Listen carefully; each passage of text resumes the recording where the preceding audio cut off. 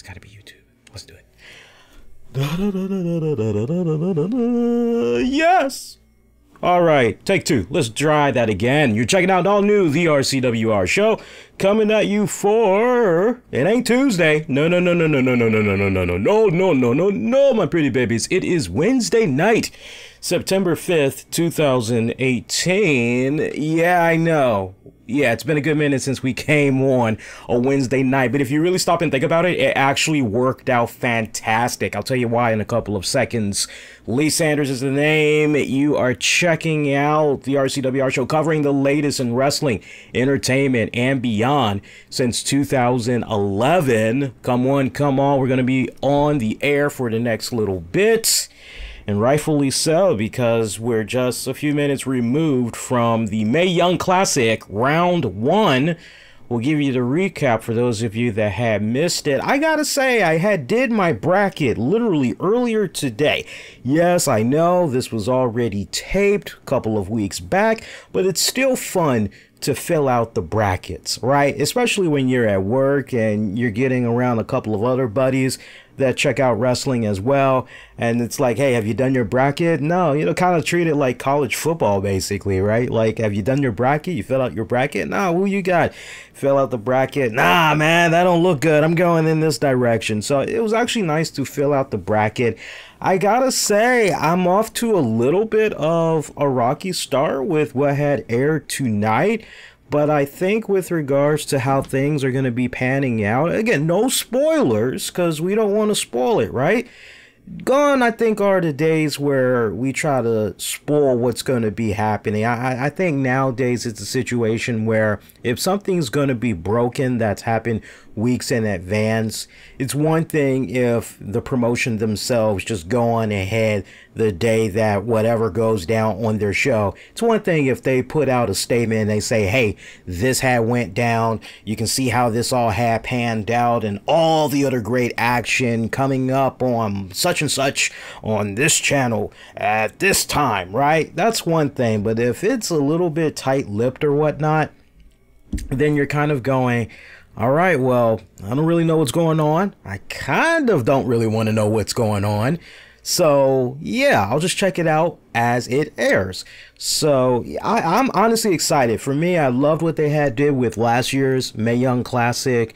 And, you know, I remember we covered last year's Mae Young Classic. Now, what I can't remember is if we did just like a special show for that. I want to say we did last year, but with what had went down Tuesday, seriously, we were thrown off, and I gotta apologize to you guys. Y'all were so patient. Like 90 minutes Tuesday night, I was fiddling around with the stream for YouTube, and I could not for the love of me figure out what the flying fuckity fuck was going on, because I kept getting a message by YouTube saying that basically the exact message too, I'm actually pulling it up right now. This is from the other night. It basically had said YouTube is not receiving enough video to maintain smooth streaming. As such, viewers will experience buffering.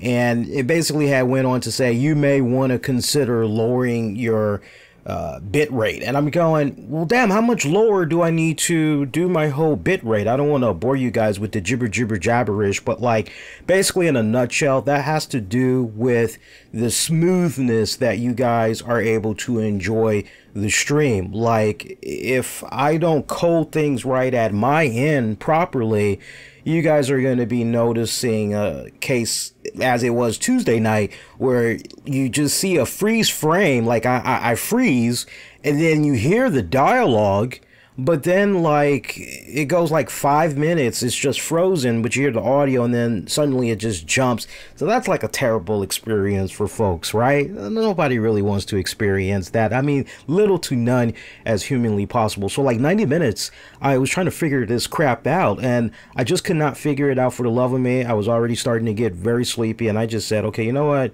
Fuck it. So we didn't do a show. I did not actually go right to bed. I actually stayed up for about an additional 45 minutes trying to see if I could figure it out. And I did. Like it was so weird because I did a private test stream. And the test stream, I did like the correct bit frames and all that. I did everything correctly, and the stream was in green status for about 45 minutes. I was able to go wash dishes. I was able to take my dog out for a walk. Everything was fine. I'm going, oh, okay, cool. I finally solved the mystery. All right, yay. And then the next thing I know, like literally, I would say about 15 minutes before we came on the air here, that shit had said, I got the weird, now I got a different message. Like 15 minutes before we went live on the air, the message was, we are not receiving video data at a fast enough rate. Your viewers may experience buffering. Ensure your connection is fast enough or consider using a lower bit rate. And it wasn't in red, it was just like in orange, and it was like, dude, what the hell? Like, what's wrong with you? Now I'm showing a green status. So I'm teetering between orange, which is good, and green, but at least we're nowhere near red. So I mean, I guess that's a good thing, right? I don't know, man. Like, I'm still trying to figure out this damn technology shit, so you guys gotta forgive me. But hey, I do hope you guys have had a fantastic week so far. We are fresh removed from the Labor Day holiday weekend. Mine was fantastic. Me and the missus, we actually went out to Chicago. For those of you that maybe had missed it, I only had been hyping it up for the past couple of months, but for you newer listeners, we actually went to Chicago. It was, yes, all-in weekend. But we mainly went to Chicago, my old home turf, my old stomping grounds, a lot of family and friends out there. We actually went out there to take part in the meet and greet with CM Punk. And me and Tammy actually did a new episode of Wrestling with the Topics. And our Patreon members, they're going to be accessing that very shortly. I'm telling you, with what went down on Tuesday, it really put a monkey wrench into things, because tonight was supposed to be about editing the Wrestling with the Topics audio to upload it to Patreon, because the audio has already been recorded. Like seriously, the audio's already been recorded. All I was supposed to do tonight was edit the audio, watch the Mae Young Classic, and that's pretty much it. But because what went down Tuesday, like now I'm like a day behind. I hate when this crap happens. But it was a fun episode that we had recorded, just talking about the whole experience. We dived into a couple of other topics as well, but it's weird too, because normally with Wrestling with the Topics, we do not go into wrestling whatsoever. We go into non-wrestling related topics. But I was saying to Tammy, I said, what do we do for, what are we doing? Are we doing RCWR Show road trip, or are we doing, and she goes, honestly, you can't really do a RCWR show because my schedule is so hectic. There's just no way I'd be able to hook up with you for RCWR Show, but I can hook up with you for Wrestling with the Topics. So why don't we make it Wrestling with the Topics instead? And it was, okay, yeah, that makes a little bit more sense. So we did about 2 hours, 48 minutes. That's the rough draft. I mean, I may have to edit some stuff out, and at worst case scenario, maybe it would be a 2 hour, 30-minute show. But I'm pretty confident I'm really not going to be doing that much editing to the point. I think the length is going to remain where it is, but it was so fun. There were like so many sub-chapters going into the whole spill of the whole CM Punk meet and greet, and then like the experience traveling, the experience with where we stayed, all that. It's hilarious. It really, really is. So you guys, everybody, Patreon and just non-Patreon members in general, just stay tuned for that. You guys will definitely enjoy that. So that was fantastic. I'm still actually, I have a little bit of, not really jet lag because I didn't get on a plane, but I'm still, I won't say I'm necessarily high off of the trip, but I'm still a little bit, I'm trying to find my way back into the groove of things. And, I don't know, I think it's going to take me just the rest of this week to finally get back into the groove of things, I mean, as I'm sure it's the case for everybody, right? Especially if you're coming off of a Labor Day holiday and all that. Kids are going back to school now, so, it's kind of like a good time to be active. Again, kids are no longer in the house. Now the parents can pretty much, okay, they're at school and I can go do my thing, and all right, so that's good. But peaceful, quiet Labor Day. I would have to say, with regards to the Labor Day holiday, it really, this year alone, it really came off more as if it was just a nice, quiet day. I don't know how it was for you all's respected neck of the woods, but here at my respected end, it was definitely a situation of one, maybe two barbecues here and there in the neighborhood, but it was mostly just people catching up on their yard work. It was mostly people that were maybe getting in their cars, and who knows, maybe they were going to a friend's house for a cookout, or maybe they were going to the beach. But as far as, I don't know, it's really changed dramatically, I would have to say, these last 7 years. Because I remember around the same time each year on all the other Labor Day holidays, right? We would always have barbecues and people would be out and about. You could go to your nearby park and everybody's just congregating, having a good time. This year, a lot of what I had saw was just very, very low key. And it just kind of makes me wonder if it really has to do with what's going on politically, you know, with our current president and the administration, and the way people are kind of bouncing off of that. I mean, definitely race relations. There's a lot of tension right now. Things are definitely at an all-time high right now. So I can't help but wonder if it's a situation where, because of everything that's been coming about, if that's made people less and less feel more patriotic. You get where I'm coming from? I don't know. It just really seems like it was a bit more subdued this year. I'd love to know how it was in you all's respected areas. So sound off in the comment section and let me know, please, because I'm very curious how the Labor Day holiday was for your neck of the woods in your neighborhood or whatnot. What did you do exactly? What did you notice? You know, how did you celebrate? Did you even celebrate it at all? I mean, a lot of people definitely treated it as just, it was, okay, I'm off work today. That is, if you were off work and you just kicked back on catching up on rest, right? Maybe doing a little bit of light chores around the house. I definitely had caught up on some light chores around the house. I ended up taking out some much needed debris from my backyard. I had got my backyard walk path. I had got that just demolished, and I got that rebuilt from scratch. You know, nice, good, fine wood and everything. And the person that I had hired to do the job, they actually left so much debris.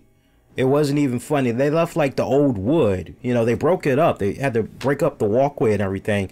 And so they told me, oh, hey, by the way, there's a little bit of wood out there, a little bit of debris just from the old wood that was there, the old walkway. Not too much. Just got to take it out and you'll be all right. I said, oh, okay. All right, cool. No problem.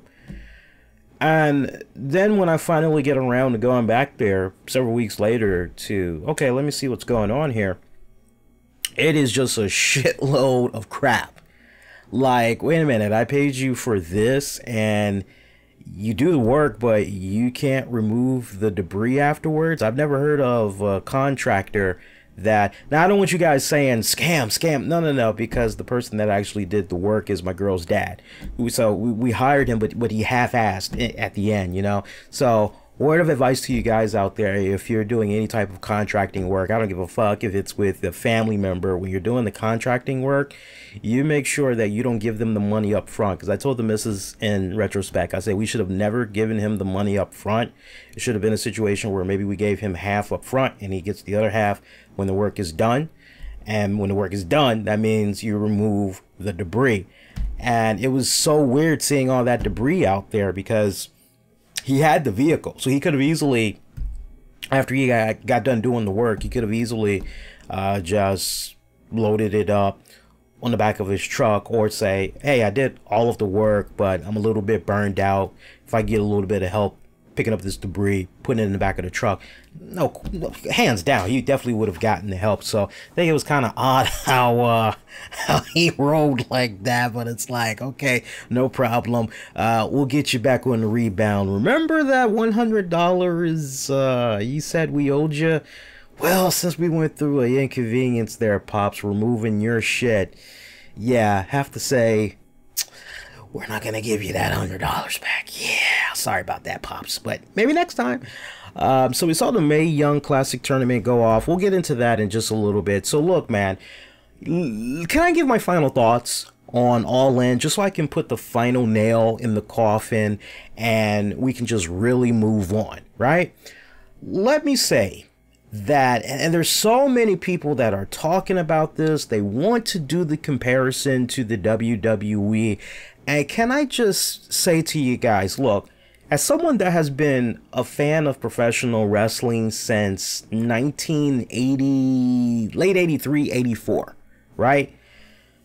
Not just a WWE fan. I appreciate any and all things pro wrestling. I'm the type of cat, if you say to me, Lee, I've been checking out this cat here in my local area and they do work for this promotion, we check them out, I'm checking them out. Worst case scenario, if I don't like what I see, hey, I paid, you know, but I eat, I sleep, all things pro wrestling. Aside from working, I eat and sleep, I breathe that, right? So I definitely am universal when it comes to my wrestling promotions. And I have been on this show for many years saying, hey, do whatever you can to support your local indie wrestling promotion, right? To keep seeing people compare this All In event to WWE, I think it's unfair. It is so fucking unfair. Because you are talking about a global billion-dollar empire, right? A global billion-dollar empire that, like, ain't gonna be stopping no time soon. It doesn't matter what the name of the company is, but when you just go back and you retrace the history of this company that has basically been in the McMahon family, right? And you just go back to the original name that it had. Just do your own respective research. The McMahon family and pro wrestling have been like this. They have been tight with one another for decades, and have been able to successfully make some really good money off of professional wrestling as a result, and that ain't gonna be stopping no time soon, right? And it's gotten to that point where it is now like a billion-dollar empire.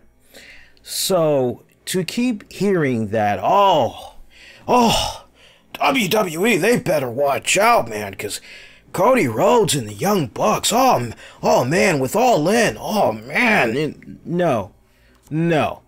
They are way behind on the money, way behind on the 8-ball. They are way behind on a lot of things. There will not ever be a time that will come in North America where WWE, the king of sports entertainment when it comes to pro wrestling, there's never gonna come a time where financially, where from a marketing standpoint, where from a PR standpoint, WWE will be dethroned. That will never ever happen.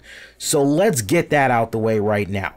If we're gonna be talking about All In, I think it makes all the good sense in the world to judge All In for what it is worth as a standalone one-off show that was done largely in part with the help and support and a little bit of, to a degree, a little bit of financial marketing backing from New Japan Pro Wrestling and Ring of Honor. But the show was basically booked by Cody Rhodes and the Young Bucks. All right, guys, go at it. Have your fun, right? And I think for what they did, it was good. It was good. I never did expect this show to be a fail because I'm looking at the rich history of Cody Rhodes, who Cody Rhodes' father was, and saying, hey, if he ever decides he wants to get behind the camera and produce a show, he has experienced so much, he knows so much. I mean, of all the people, if I had the opportunity to just sit down for 30 minutes drinking beers with somebody, Cody Rhodes is one that is definitely on my top 10 list because he was there during the Monday Night War. He sat in on conversations that his dad Dusty, and I mean, just the history there. Just the history there, right? The knowledge that was bestowed upon Cody, the ins and outs of the business. I would love to just kick back for 30 minutes, drinking a couple of brews, talking with Cody Rhodes about the in and outs of the business, right? So you say to me, oh, Cody Rhodes is going to be one of the people in charge of booking a show. I will say to you, well, then my expectations, it would not be extremely high, but given all the experience and knowledge that was passed down to him from his father and his brother, I would say, okay, well, if he's going to be behind the show and he's going to be producing it, he's going to be coming up with the matches, finishes and all that, I'm expecting good things. I'm expecting him to honestly hit a home run. I'm expecting him to win. And with the All In event, they did do that. Now, and this is the other thing, people want to compare this All In event not just to WWE, but they want to compare it to NXT. They want to compare it to WrestleMania. They want to compare it to Lucha Underground or whatever other favorite promotion or pay-per-view. No, I think that's not really a fair comparison. I don't feel. I think if you're gonna talk about All In, you need to talk about All In just as a standalone event. And as a standalone event, without comparing it to others, I would say the Young Bucks, Cody Rhodes, they did good. And for that, I commend them. I definitely applaud them. If I had any type of a discrepancy, and I kind of held back a little bit on the All In after show, but I definitely want to go all balls out here. If I had any issue with everything that came about from the StarCast and the All In event, I would have to say it rubbed me the wrong way to see these ludicrous prices that were just floating around. Take, for instance, what was released earlier today. Earlier today, apparently Cody Rhodes and the Young Bucks. I'm sorry, I can't really call him Cody Rhodes. I gotta call him Cody, but it'll take me a while to get used to that. But anyway, Cody and the Young Bucks, they basically had shared this thing on social media where apparently you can get a autographed turnbuckle from the actual All In event. Yes. And all three of them, they signed this. Now, if you stop and think about it, there's about what? There's about 12 turnbuckles. But you got Cody Rhodes saying, hey, I already grabbed me one to pretty much commemorate this joyous occasion. So, sorry guys, it's now 11. I'm like, okay, all right, cool. So, you're going, wow, all right, so this is signed. Okay, well, talk to me a little bit. What's up with the price? They want $999. I repeat, $999 for a turnbuckle that is signed by Cody and the Young Bucks.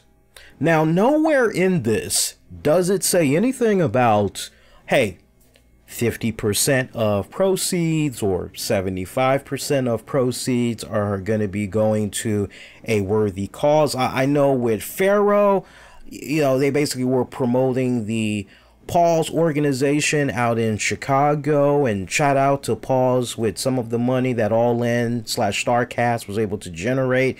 It was used to definitely help out those animals in need and ultimately helping them find good homes, getting them the medical treatment that they need and all that. So, I mean, that's great news, right?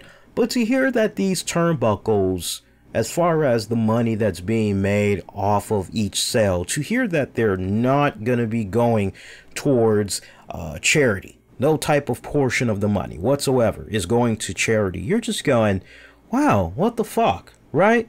Now, you know, I'm really a mellow dude. I'm as mellow as anybody will tell you, right? I'm one of the most mellow people that's out there.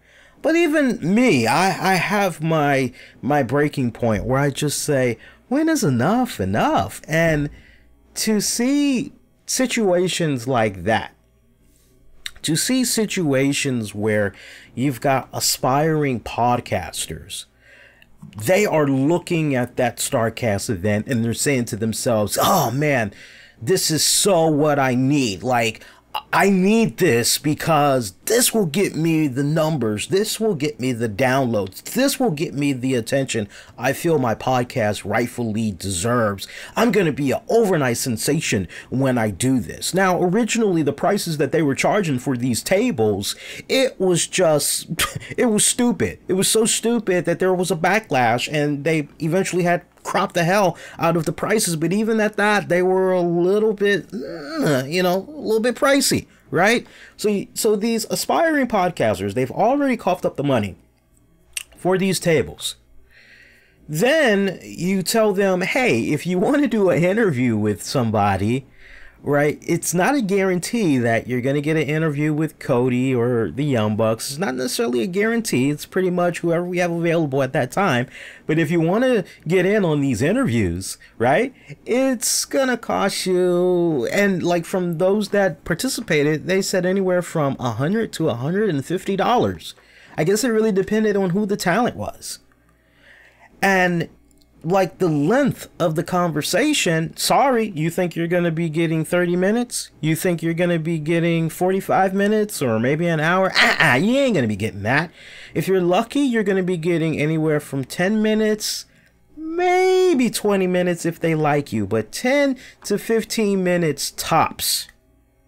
10 to 15 minutes tops is what you're probably going to be getting most likely, right? So just marinate on this for a second. Just connect the dots with me, right? A lot of you guys that's out there, you guys are in the, you guys are in the 18 to 44 age range, right? So I know I'm talking to students out there that might be on a tight budget, right? You're probably renting a room somewhere, or you're in college or what have you, right? Just go with the numbers for a second. Go with the numbers, right? All right, so you're getting ready to go do this whole week out there for StarCast. You're going to need a decent hotel to go stay at, right? Unless you're going to try to go do a Motel 6 or a Super 8 motel or something like that. 9 times out of 10, you probably want to be as close to the area, the arena itself, and the StarCast event. You want to be close to all that as much as humanly possible, right? So let's just say, hypothetically speaking, you're probably going to be spending somewhere between, I would say maybe $1,100 to $1,400 just for your hotel alone.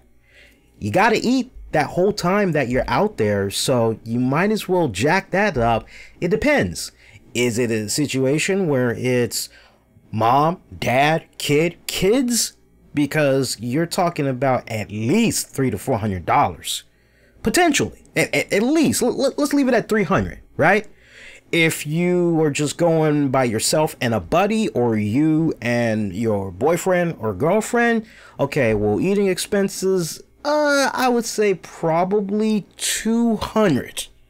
You could do some of your shopping at the Walmart as you're traveling, and then you got a little something for a couple of days, and then you eat out pretty much the rest, right? Okay, so you've now gone from 14 to about 16, maybe 1700, right? Okay, now you're going to the StarCast event. You got to buy some really cool merchandise that's there, right? You probably want some t-shirts, or you probably maybe want to get a tattoo. Yeah, there were actually people that were giving real tattoos at StarCast. I cringed when I see this shit, because I'm going, my God, is this really sanctioned? Like, isn't this a code violation? Like they can actually do this? Because that just seems so unsanitary. Like all those different germs, all those different bacterias that's all out there in the air like that. Yeah, no, I don't like that. No, I'll pass on that, right? But you got to get merchandise while you're at the StarCast event, right? What did we just say? 16, 1700. So now you're probably going to be tacking on an additional $200 to $300 in merchandise. So now you've gone 18, 19, about $2 grand. right? So now you're at about 2 grand. You're a podcaster? Oh, okay. So if you're a podcaster, you probably paid about $400 or $500 for your table. So you're now at about $2,400, $2,500. Oh yeah, you want to do interviews with some of the wrestlers. Well, you probably want to do maybe 1, maybe 2. Are you willing to maybe shell out $300 for 3 interviews? Let's just say roughly, kept hearing $100 to $150. Let's just, for the sake of the argument, $100 max, right? So now you're up what, guys? Now you're up what? I think now, God, I lost fucking track. Now you are at, I would say what, maybe 2,700 now? Or maybe 2,800? Let's say 2,800 just for shits and giggles, right? So now you're at 2,800. Oh, wait. Oh, I'm so sorry. We also got to make sure that we include the fact that even though you paid for your table at StarCast, your table does not get you access to All In. So you probably paid about maybe $200 for your All In ticket. Yeah, I bet so. So now you're a little bit over $3,000. Thank you, Lee. Now you're at about $3,000. Yeah, $3,000. Ooh, doggy. If you got that kind of money, please give me a holler, because I'd like to get, you know, just an IOU. You know, if you got money like that to burn, I mean, to each its own. Now, look, you got the money and you can burn it and no repercussions. You ain't got to worry about that coming back to bite you in the ass. And it's all about good, wholesome, fun entertainment. It's just something of a nice get. God bless you. I'm not crapping on you. God bless you. I seriously mean that. If that's how you want to spend your money, if that's what you want to do, that's what makes this damn country so damn great. Right? Is the freedom. The freedom to do what you want, when you please, how you please, right? So if that's what you want to do, God bless you, man. But you know, for every 20 people you line up, there's probably going to be up to 10 of those people that's going to say, you know, that's a bit pricey. I'm a little bit conservative. I don't know if I would want to be shelling out that much money, right? And I mean, all this money that just keeps getting squeezed and squeezed and squeezed and squeezed out of these people. I mean, just really stop and do the math there. That's like $3,000. $3,000. Oh, I'm sorry. We didn't take care of the airfare. Oh, I'm so sorry. So if it's airfare, depending on where you're coming from, that could range anywhere from $500 to $1,000. Yeah, so now you're probably going to be at about, oh, God, it depends. If you're flying, you're probably going to be at about $3,500, maybe $4,000. If you're driving, oh, it depends on where you're coming from, because you got to deal with the tolls. So, you know, let's just round that off to about, I don't know. Right? And Lee brings up a good point. Gas, gas, airfare, depends, right? So let's just round that off to about, shit, you know what? Bump it to 4,000. Just go ahead. Just bump it to 4,000. So now you're like at about $4,000. Now take that $4,000, right? And what was the number that they had said? Somebody give me the number that they actually had put out for what the attendance number was of the people that were at All In, because I think they made a t-shirt out of it. I think they said 11,263 or something like that. Somebody do the math for me. Go look up the number for the people that were in attendance for All In, right? Take that number, right? I just told you guys $4,000, right? Just for shits and giggles. Let's just say 4,100, right? Just say 4,100. All right. Take that $4,100, right? Multiply that with the people in attendance for All In. Just for shits and giggles. I mean, maybe not everybody did that. Maybe you had some locals. But just for shits and giggles, just go that route. Right? Now, some of you guys may feel like this is a little bit long-winded, but bring it on home, right? Bring it on home. The point is, when you add up all of that money, then to see and hear that Cody Rhodes and the Young Bucks are going, oh yeah, by the way, we're going to release this turnbuckle. It's great. It's a great turnbuckle. It's a damn mighty fine good turnbuckle because we signed it. And it can be yours. You just got to do everything you can in your power. You must have this. Because without this, your all-in weekend would not be complete. Oh no. Oh no, it would not be complete. You are just not a wrestling fan if you do not have this in your collection. This is something that you must move heaven and earth to obtain. You must have this. We don't care how you do it. If you have to kill your own mama, you better make it happen. If you gotta sell a kidney, if you gotta sell your right nutsack, do what you gotta do. But you need to own this turnbuckle. And it can be yours for a simple, low, one-time payment of just $999. Sorry, COD, we don't accept. It's gotta be cash or credit. Yeah, that just really feels like milking the cow, as far as I'm concerned. So for me, I have to draw the line somewhere. I just have to, right? I'd feel a lot better knowing that proceeds were going to a charitable cause. But when you add that money up, right? When you add that money up, and thank you, Gino, the total number of people that were in attendance at the All-In event was 11,263. Now take that 11,263 and multiply that, what's the number I gave you guys earlier? $4,100, right? Just say for shits and giggles, all those people that were in attendance, just say that they paid that amount of money, right? When you just add that money up, and then you factor in the people that had bought this on pay-per-view, and I can't wait to hear how the pay-per-view buy rates did for that. Then when you hear about how many people had bought this via Fight TV, a lot of money was made. A lot of money was made. And I see Lee in the chat. Lee looks like Lee Strack. Lee Strack looks like he did a little bit of a rough estimate.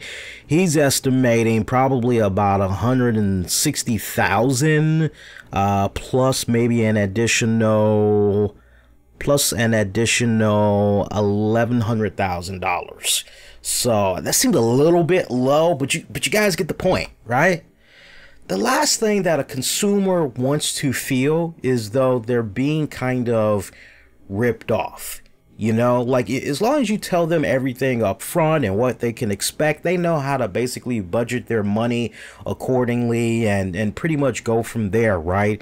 But like that's I'm sorry, that's just ludicrous. Like I said, God bless you. If you have the money and you can spend it, more power to you. But I tell you what, hey, at the end of the day, man, what did I say on this very show? Now, don't get my words twisted. I'm not mad at the hustle. If it ain't making you dollars, it don't make sense. And I'm talking about that common sense. I'm not talking about the sense as in change. I'm talking about the common sense, right? So I respect the hustle. I know what the game is, right?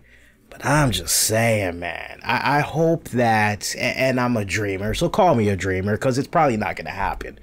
But I would like to believe that going into next year, assuming that there's going to be another All-In event, and all signs indicate it's going to happen. I mean, it'd be a silly, boneheaded move to not do an All-In 2, right? But it's safe to say that a majority of the people that had went to this first All-In event, now that they've gotten a taste of what it was all about, now it's going to be, okay, well, do we really want to do something like this again? Is this something that we really want to go and tell our friends and that they need to embark on this if they're able to get the opportunity? Is this really something that is going to duplicate the same amount of revenue, if not more, when they get ready to do an All-In 2? Only time will tell, right? Because now it's a situation where, oh, okay, you got us the first time around, but are you kind of going to be able to do this a second go round, right? And I think it's kind of, you know, the other thing that's kind of, wow, that's kind of messed up, is these same podcasts that are looking for the overnight sensation. They're looking for the instant success. They are looking for the follows. They're looking for the downloads and all that. Sadly, for a lot of these guys, they're going to be finding out that within 3 months from now, it's not going to be coming back 10 times full. They will see very minimal progress. And what I would say to aspiring podcasters is, if you are financially in a position where you're able to do these type of events and you want to do these type of events, then God bless you. Go ahead and do that. But come on, if combined your social media following is only your social media following is only 50, and if your podcast is only generating maybe 20 downloads a month, I think before you're talking to somebody here that's been doing podcasting since 2011, and I've taken the best of the best advice from good friends, good colleagues, and I've learned my own stuff through trial and error. All right, you're going about it the wrong way. One of the first things you want to do is work on building your social media presence, right? Even though you don't particularly care for the Instagram, you don't care for the Snapchat, you don't care for the Twitch or the Facebook or whatever, utilize it, because ultimately it is all about brand awareness. So get out there, get those numbers, right? Get those numbers on social media, build up your following. Build up your following. You know, it doesn't cost that much money just to kick out a little bit to try to build on your Twitter following or your Facebook following, right? As far as I'm concerned, and this is where the priorities are so, well, what the fuck? So you don't really want to dedicate the money into real, I'm not talking about buying likes and I'm not talking about buying followers. I'm talking about actually running real ad campaigns to try to help get people to be aware of your pages and actually give them a like and or a follow. That's what I'm talking about. Okay, so you're telling me that you're not willing to invest that type of money over the course of a year and building your social media presence, yet you want to throw all your eggs and marbles into a 5-7 day event that will have a marginal minimal to no success whatsoever? I mean, you are playing some serious Russian roulette. You really are. And you really need to take a step back and go, okay, what's really the game plan? How do I really want to go about brand awareness and everything, right? You got to think like that. You just got to. You got to. And until you have that type of mindset where you go, okay, I'm going to stop being a lazy ass and I'm going to go out there. You know, let me tell you something. When I first began podcasting in 2011, I went the old-fashioned way. I would be on Twitter during Monday Night Raw or Smackdown, and I would just be saying whatever, and if somebody randomly had freaking liked what I had said, I would engage in conversation with them, and then ultimately it would lead to me saying, hey, if you like pro wrestling and you check out podcasts or whatever, hey, give me a listen. And sometimes you have to go in the old-fashioned way and put in the leg work. It's not a situation where, oh, I had Eric Bischoff. Oh, I had talked to Cody. Oh, I had talked to DDP. Oh, I had talked to Magnus, right? Look at me. Look at me. Oh, yeah, look at what I did here. Oh, okay, that's great. But for a podcast that has a social media following of only 25, and on a monthly basis your podcast averages, if you're lucky, maybe 20 downloads, your YouTube channel that shows this Magnus interview, and then your other interview on YouTube that shows your bang DDP interview, and then your other YouTube video that shows your Eric Bischoff interview, combined the views are only 30.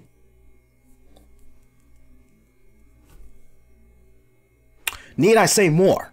You know, yeah, you shelled out the money to put yourself in this position where ultimately you could talk to these guys, but what did you really get back from it other than, ain't I great? Look at what I was able to do with my podcast. My podcast has come a long way. I mean, look, we interviewed Diamond Dallas Page, DDP, Eric Bischoff. Our podcast has come a long way. We're really making some great strides. It's like, no, you aren't making strides. I'm not making fun of you. I'm being honest. You're not making strides. You are not. You gotta fucking put in the legwork. Sometimes the old-fashioned, and I still do this very day, I will go around my neighborhood with flyers of my podcasts. And I will post in a grocery store. I will just be walking down the street, or I'll be in the car with a friend, and I'll just be posting up randomly in fucking neighborhoods. You gotta think like that. That's how you build up your brand. That's how you build up your portfolio, right? God, guys, I need you guys to think a lot smarter, man. And look, if you can help it, you should never, ever, ever have to pay for an interview. These same guys that were at this damn thing, half of them I fucking interviewed. Some a couple of times over the years, and I didn't pay jack shit. I said, you know why?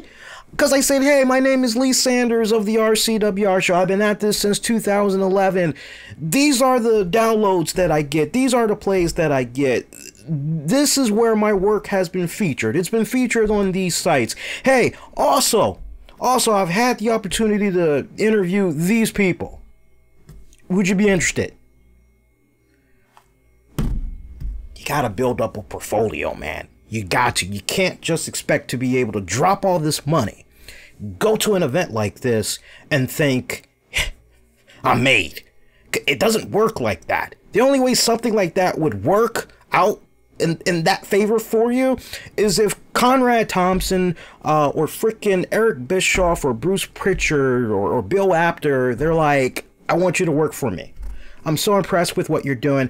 I want you to work for me. And the odds of that happening is very, very low. Very, very low. Okay? Just a little bit of food for thought. Just a little bit of food for thought.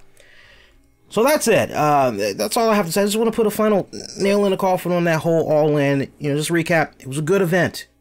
If you ask me if this is something we're going to be remembering 3 years from now, 5 years from now, I would say no. I would say if we were lucky, you know, 3-5 years from now, we may remember, oh yeah, Cody finally had won the title that his dad held on 3 occasions, that NWA World Heavyweight Championship.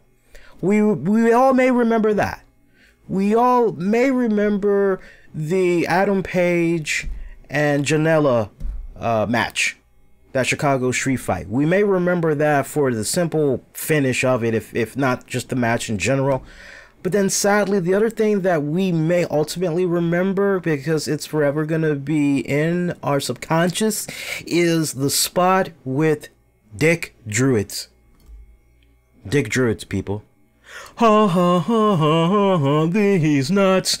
Walking dick and balls. 3-5 years from now, those will probably be the 3 things that we remember the most, just off of memory. But to actually say in 3-5 years from now, hey, what was the card? What was the full card? Give me the rundown.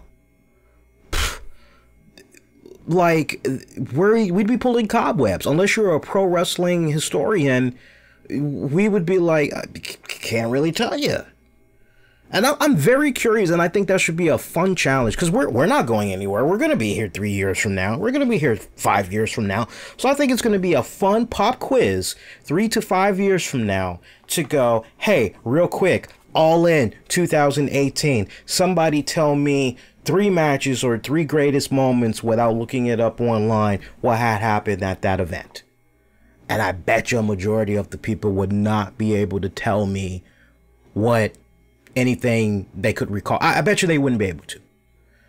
And that's not a diss to them or anything like that. It's just when you really break down this event, it's just, it was okay. And that's the bottom line. Now let's continue. So we had the Mae Young Classic that had came about. And yeah, Tony, you said, I disagree. I'll remember. Well, Tony, if you're still with us as a listener 3 to 5 years from now, we will test your memory, man. And Tony, it's not hating. You just now came on board. You really should have rewinded and checked out everything that I had said prior. I did not, and the other listeners can let you know in the chat, I never crapped on the All In event whatsoever. Where were you Saturday night at, my God, we came on and did an after show. I gave the show a pass. I said the majority of the matches were good. I said overall the pay-per-view was fantastic. Where were you during that after show? I gave it a glowing review. I said it was a good average event. It was solid. The matches for the most part, pretty good. I did not shit on All In just now. All I said was, when you stop and you think about it, it was an average event. It wasn't anything spectacular to the magnitude of, a lot of people want to compare it to the first WrestleMania, no, or SummerSlam, or no. My message was, compare it to the future All Ins. You know, you really can't, it's not fair to compare it to what WWE is doing, or, I mean, damn, you can compare just about anything that's doing remotely better than Impact Wrestling, and that will be better than Impact Wrestling, right? You just got to judge this All-In event for what it is as a one-off and just pretty much go from there, you know? And I don't want people thinking, you know, oh, Lee, you're triggered. No, I'm not fucking triggered. It's just, I'm making sure that I clear the air, which is, you know, if something is good, I'm on that. If it's bad, I'm going to say a little something about it. I'm just saying, me personally, I can't speak for you all, but me personally, 3 to 5 years, I'll be lucky if I remember, oh yeah, All In 2018, yeah, Dick Druids, Cody wins the NWA title, and the Chicago Street Fight.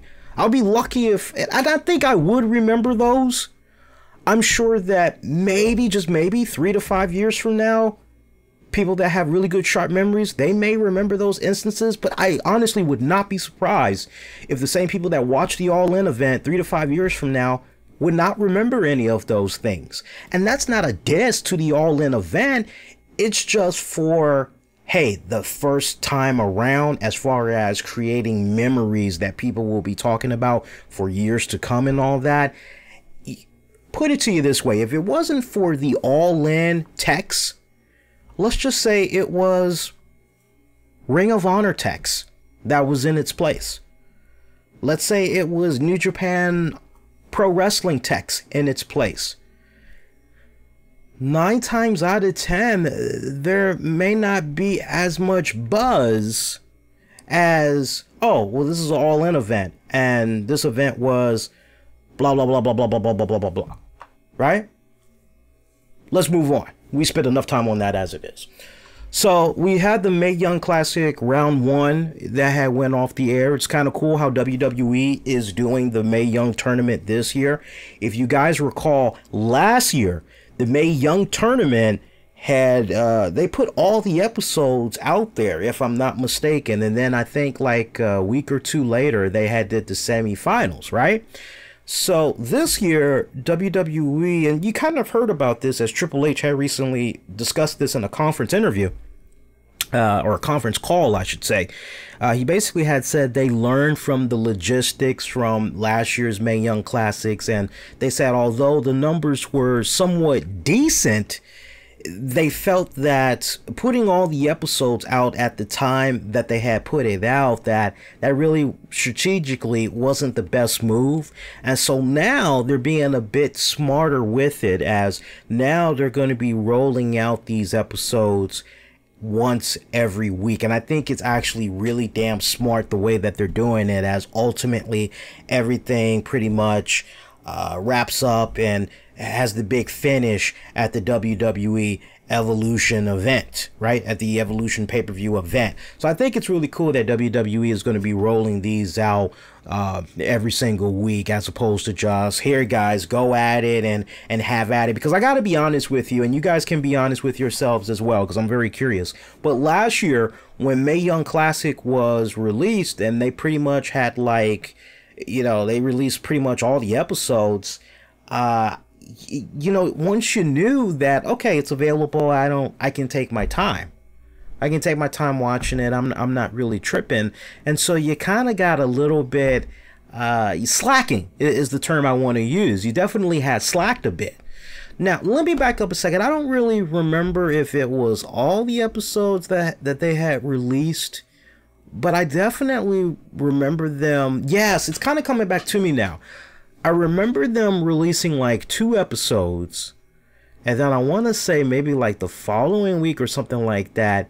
Just the way that they did it, it wasn't a once an episode every week. It was a situation where it was like, God, you guys could have milked this a little bit longer, but you didn't. You could have just did 1 episode, you know, every single week or whatever, but they didn't do it like that. So I definitely think it's a lot smarter how they're doing it this go around. But some of the results that had came from this event that we had got tonight with round 1, we had saw Zatara take on Tegan Knox. That actually was a damn good classic, man. Zatara, a veteran of the Lucha Underground. She's been in over 180 matches, and she's earned titles all throughout South America. She is a fighter, definitely a strong athlete, and she had faced off against South Wales United Kingdom native Tegan Fox. Michael Cole jumped out there. He was like, "Oh, yo, this is my favorite. She's the one that's gonna win. She's the one that's gonna win. I'm looking for her to win." And it was good. It was actually really good. Now, as far as who had advanced, I actually got to look at a updated bracket. I'm trying to think offhand who won that one. I'll actually need you guys to help me for that one. Actually, you know what? Let me see if I can. I'm actually looking at the pictures right now here.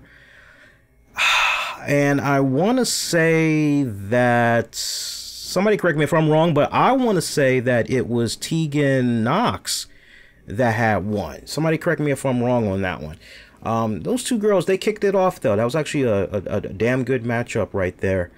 We had yeah, it's kind of, I'm seeing the results here in my notes here. You guys got to forgive me.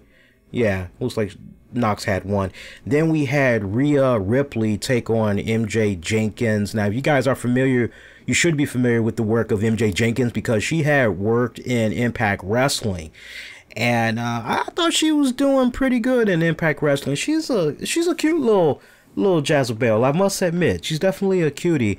Rhea Ripley, though, whoo, that girl is freaking beast. I actually enjoyed this matchup as well. We had saw Rhea Ripley just pretty much dominate MJ Jenkins. I gotta say, as far as most surprising, like who advanced, I was really surprised that Rhea Ripley had defeated MJ. I thought for sure MJ was gonna advance. Don't ask me why, because it ain't because she's black. All right, so let's get that out the way right now. But no, I was really high on MJ, and I think a lot of that, just call me biased, but I liked the work that I saw of hers in Impact Wrestling, and I just really felt that. Now, who knows? Maybe she might come in to the WWE another way. Maybe she just might come on through the NXT division or whatnot. But yeah, Rhea Ripley, she advanced. And I'm actually looking at my bracket sheet to see how I had did so far, and I think I only had messed up in 2 areas here. I'm actually looking at my bracket right now, and bear with me a second here. I'm looking at my bracket here, and where's MJ? Where is the lovely MJ? Yeah, I had MJ advancing. So, nah, Ripley advances. And then our next matchup, We got 4 matches tonight, if I'm not mistaken. We saw Lacey Lane.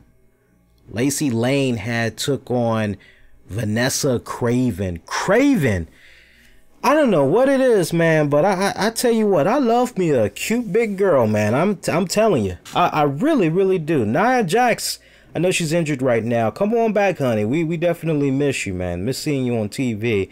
You know, Vanessa Craven, I'm looking at her and I'm going, yeah, all right. You can put on that mean mug all you want, but I know all I gotta do is put a goddamn Twizzler in your face and be like, wiggle it, and you're gonna be busting up laughing. So you need to stop with that mean grill, because that ain't really you. Stop faking, right? But no, I mean, for what it was worth, Craven, she's been around for a good minute now. A good minute. Big girl, 6'2", 200 pounds.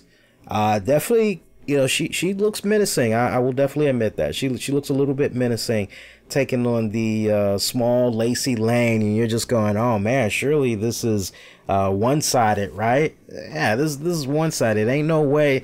Nah, if you really kind of stopped and thought about it, Craven is just a little bit up there in age. What was kind of like the dead giveaway was when Cole in the game. By the way, Michael Cole, Beth Phoenix, Renee Young, they did a really good job on commentary. If you ask me straight up to compare Michael Cole's commentary to what he did or what he does on Raw every single week and on the pay-per-views, I would say to a degree, this Michael Cole that we got during the Mae Young tournament seemed a little bit more loose, but still trying to do his best to call the action. But at the same time, this version of Michael Cole that we got wasn't hogging up all the mic time. He would do what he needed to do to call certain spots, basically steer Beth and Renee in the right direction. And if he needed to get some type of input from them, if he needed to defer to them, he knew how to go about passing the ball to them. And Renee, Beth, no fumbling. They did a really good job. I really enjoyed Renee and Beth Phoenix color commentating. And honestly, I tell you what, by the time Evolution comes around, they're going to be even that much more tighter. I would like to believe that that's one of the main reasons why we continue to see Renee Young pop up. As you notice quietly there, she popped up again on Monday's Raw as Coach is out on assignment for the Golf Channel once again. So I thought it was pretty good that the commentating, I mean, they actually gelled really well together during this Mae Young tournament. I can't really give enough praise. They really did good. For those of you that maybe were a little bit disappointed with what you got of Renee, what was that, almost 3 weeks ago? It's more justified in what you hear of her during the Mae Young tournament. She's definitely more vocal, more animated, definitely a little bit more amplified. It kind of feels like she's definitely more loose, less restrained as she was on Raw these past 2 times that we saw her. So yeah, definitely want to give the praise for that.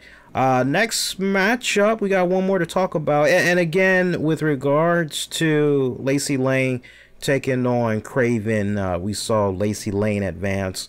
Next matchup, this pretty much was the closer of the night. We saw Killer Kelly defeat, hope I'm pronouncing this name right, because I barely was hearing it because I was getting ready to do the show setup for you guys, Miko Satomura. And Killer Kelly, she comes from Lisbon, Portugal, and she actually had cited Kane as one of her major inspirations, believe it or not. And she's facing off against the legend herself, Miko Satomura, who's known as the final boss in her native Japan. She actually was trained by Billy Robinson and specializes in Japanese strong style fighting. And Killer Kelly wasn't predicted to win, especially against Miko Satomura, at least according to the color commentators and you know, what they've been hearing online and all that. So I mean, when you're hearing all of this hype for Miko, you're going, well, shit, if she's the final boss and all that, yeah, well, surely she can't. But then what really kind of like outdates her a little bit, and it's not like she's old, but when you hear Miko's origins and how she had first came to the US and was working in WCW, and she was working at, like, correct me if I'm wrong, guys, but I believe she said she was wrestling in WCW at like the age of, I don't know, 16, or maybe she was trying to say 16 years ago or something like that. You're going, well, wait a minute, how old exactly is this woman, right? How old exactly is she?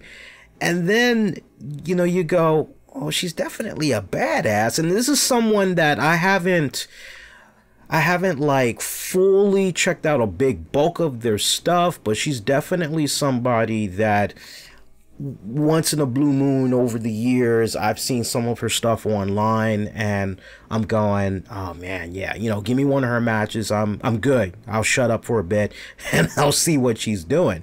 But when you go back to WCW, I mean, rewind it back, you're basically talking, it's 2018, so 98, so that would have been 28, 18. Yeah, so I did hear it right. She was 16 apparently when she was wrestling in WCW. So you hear that, you're going, damn, how old is this woman? Then you only realize she's just, you know, 38. That's still relatively young, but you know, when you think about WWE, you know, life years, you know, that 38 is kind of like, all right, now you're 50 and we need to be pushing you along. So, you know, nice working with you. As soon as they had put that little spot in there, I'm kind of going, shit, Killer Kelly's got this. She's going to advance. And sure enough, Killer Kelly, she did advance. I keep wanting to say Kelly, you know, or the lady with the 2 Ks, you know, but it's all good. So, yeah, Killer Kelly had advanced. And, you know, probably the only thing I didn't like about the way that this tournament had ended, usually you get a little bit of a preview for what's going to be coming about with the next bracket. And sadly, we did not get that. You know, like on the next episode, where you're going to see this person fight this person, and this person, you know, this person fight that person. And sadly, we didn't get all that like we did with last year. So was a bit disappointed with that. But, you know, it's all good. Now, if you ask me straight up who I got meeting in the finals here, way I got my bracket set up here, pull my bracket up once again. I am looking at Mercedes Martinez, who was my personal favorite from last year. I really was expecting Homegirl to go all the way, but, you know, so close, no cigar. But I'm looking at Mercedes Martinez. I'm looking at her in the finals, and I am looking at Lo Shari. I think Lo Shari, Mercedes Martinez, I think that would be a phenomenal freaking matchup at the WWE Evolution pay-per-view to crown the Mae Young winner. And if I'm not mistaken, I believe the Mae Young winner is supposed to go on later that night to, aren't they supposed to challenge for the NXT Women's title? I could be mistaken, but let me look up that pay-per-view real quick.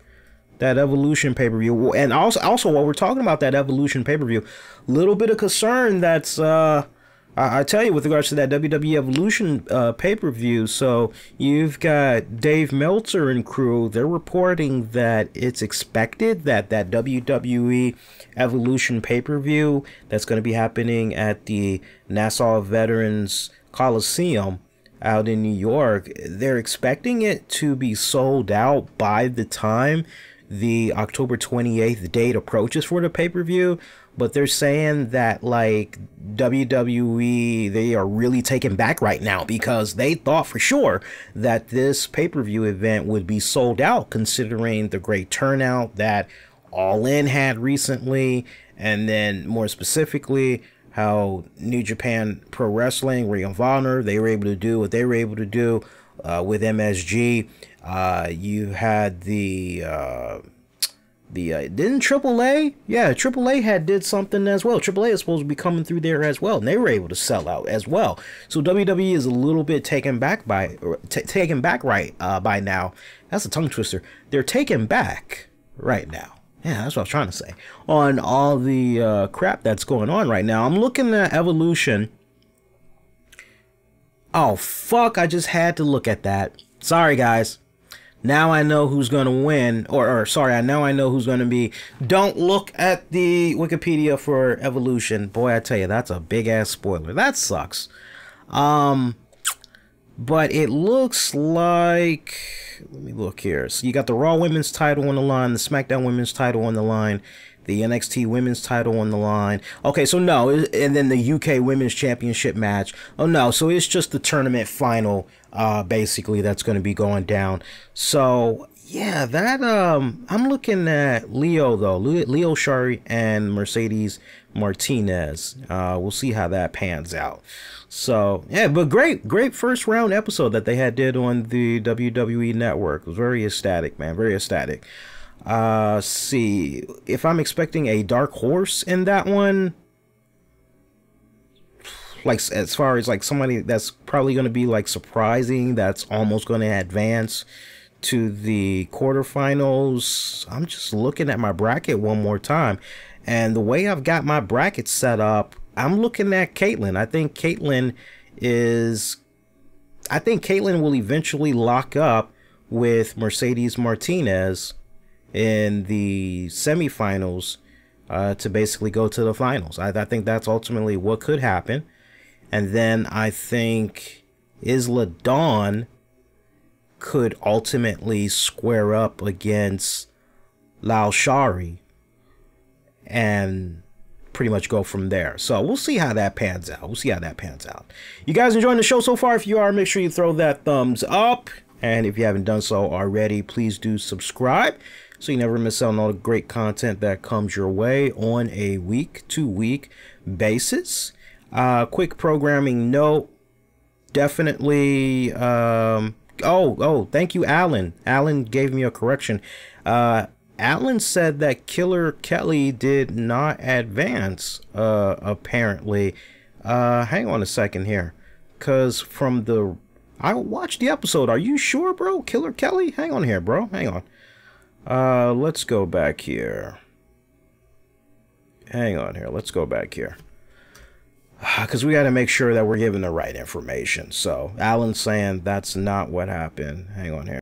Oh, Alan, you are correct, sir. You guys got to forgive me, because honestly, at that point, I was actually trying to get ready to do the show there. So, yeah, apparently, Miko Satomura, she actually did win. It looks like the closing moments of that matchup, Satomura came up victorious with a Death Valley driver.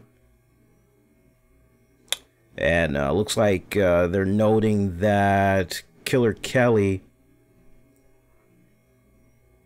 Let me see here. Yeah, she put up an impressive fight. Yeah, I would say of all the matches for that night, that one was definitely very, very intense. Very physically intense. So, thank you for that, Alan. I appreciate that. Yeah, because I'm not defending myself, but in all honesty, I was multitasking during that time. So, hey, before we go any further into the show, I want to give a nod to our sponsor for tonight. We have a couple of sponsors, but I only want to plug one specific one, because the other one we're going to have to pretty much play the MP3 for them for the downloads once the show is pretty much off the air. But we want to give it up to betterlife.com. That's betterlife.com. betterlife.com, except it's spelled a unique way. It's spelled BEDRLIFE. betterlife.com. Whether you need great decor for home or at work, Better Life is your one place stop for all your needs. 3D stickers, world art maps, Native American art, Japanese art, scroll art. betterlife.com has it all. Great for all ages. If your home or office needs a little jazz, go with Better Life. That's spelled BEDRLIFE. Decors for your living room, bathroom, bedroom, that man cave, office space, whatever the case may be. BetterLife.com has you covered. Visit them today. BetterLife.com. That's BEDRLIFE. BetterLife.com. Really appreciate them working with us on tonight's episode of the RCWR Show. We also want to give it up to our Patreon members, because our Patreon members, we love them tremendously. They are the heartbeat of the RCWR Show, man, because honestly, great content like what you're checking out right now just honestly would not be made possible without their kind contributions. Is with their kind contributions are we able to continue to keep the show shows like this running free for you guys. So we definitely want to go on ahead and acknowledge them right now. Shout out to the beautiful and the lovely Courtney Summers. Courtney Summers, I definitely need to find out what's going on with that new show of yours, man. That new show of yours, wrestling podcast, wrestling metal podcast. She combines wrestling and metal. My God, that's like two of my favorite things. I mean, that's almost like, I love food porn. I don't know if you guys watch it on Twitter and or Facebook, but like food porn is basically, they show you like these great yummy dishes and all that. And like the latest yummy dish that I saw was this awesome bacon wrapped hot dog that was grilled and everything, and then there was like this gooey cheese that was put in the chili, and I mean it did it all in slow motion, and you just kind of got to cue up the Barry White, yeah baby, shit yeah, pour it on me baby, give it to me, give me your love, you know. Oh, you got it. You know, it's let me stop. But shout out to the beautiful and the lovely Courtney Summers. Shout out to Joe Raymond Jr. Shout out to John Davis. Shout out to Michael Wolf. Michael Wolf. Shout out to you, my friend. And shout out to my good friend Anthony Missionary Thomas of Wrestling Soup. I'm gonna try to see if I can maybe, if it's okay with Mish, I'm gonna try to see if I can maybe make a little bit of a cameo on the show, if they're gonna be doing one this week, because I saw so much bullshit that was being put out there about CM Punk, and I talked a lot about it on the Wrestling with the Topics episode with Tammy. But one of the things that was just so nerve-wracking was, this is the only thing I'll talk about, and I talk about a lot more on Wrestling with the Topics, but one thing that really had irritated the fuck out of me was hearing how people kept like boosting up the price that he was asking for to see him for his meet and greet in Chicago at the Pro Wrestling Tees store. And can I give a big shout out, two shout outs? Can I give one, a shout out to CM Punk, because he was cool as fuck. I shared with him a personal story that pretty much led to me coming back to Chicago, and I could tell that, you know, he was definitely kind of moved by it. And it was so awesome. Like, I came back like 2 hours later to see him, and he remembered me, said my name and everything, gave me a nice, good handshake, embrace and all that. Said hello to Tammy as well, but he was so fucking cool. He seemed a little bit tired when we first saw him in the morning. I don't know if he had got that much sleep the night before or whatever, but dude was totally fucking cool. I can't say anything negative about Punk, right? And I know there's probably going to be some of you guys that's, well, what about Wrestling with the Topics? Trust me, that's where you want to check that out. But also, I want to give a shout out to the kind people at the Pro Wrestling Tees store, the Pro Wrestling Tees / 1 Hour Tees store over there off Damien Avenue. I definitely want to give them a nice good nod as well. I mean, top notch, great customer service, the way that they handled the lines, very friendly, very, the vibe that I got from these guys, it wasn't a, okay, this is our job, this is what we have to do, and we're just doing it just to be doing it because we got to get a paycheck, No, they legitimately came off like, hey, we love what we're doing, We love the fact that, hey, as much as we love pro wrestling, we get to interact as well with other people that love pro wrestling as well. It's almost like they're doing their dream job. And you can tell, I saw nothing but smiling faces like the entire time. And I mean, that is awesome. I mean, they say that the average American, before they are 45, will work probably like at least 30 jobs. I BS you not. Before you're 45, you will probably work at least 30 jobs before you find that one job where you're like, I'm fucking happy, this is what I'm gonna do, I'm gonna ride this bad boy out. And it just seems like everybody that was there, the staff of the Pro Wrestling Tees store, they were just top notch, just fucking awesome. And I sincerely mean that. I mean, if there was anything negative, I would definitely, or constructive criticism, I would jump out there. But like, no, there's nothing there.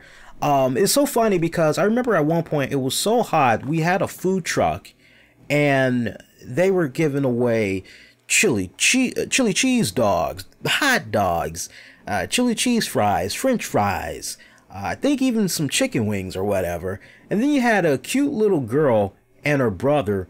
They were walking down the line and they were hooking us up with lemonade and chips. The lemonade was $2. I didn't catch how much the chips were. I bet you they wanted $1 for them little small ass bags from the little variety box that you normally see at Walmart, guys. A little punk ass small bag. Looks like it should be about 25 cents. I bet you they charged $1 for that. But it was so funny because as we were all waiting in line, like by the time we got into the little cutway, because you had the Pro Wrestling Tees store entrance, and then you had that little narrow path that you would go through to pretty much access CM Punk and the crew that way and then exit on out.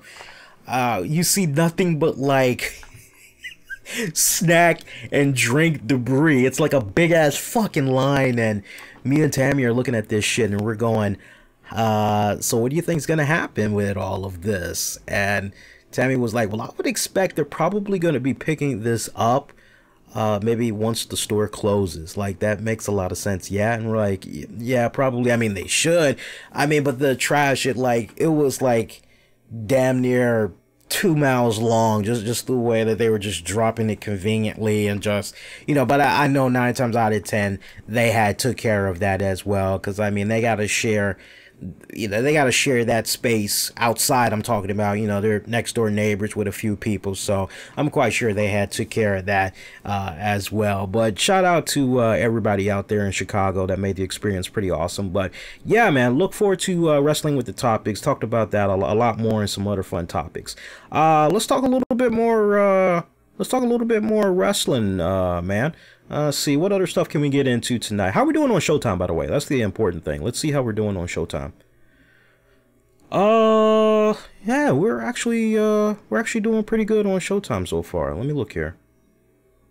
And then let me look at the recorder here, because I'm a little bit off. I'm off by like 20 minutes. So it looks like, okay, we've actually been on air for 90 minutes is what I'm seeing here. Okay, so let's keep going. A couple more topics I want to get into here.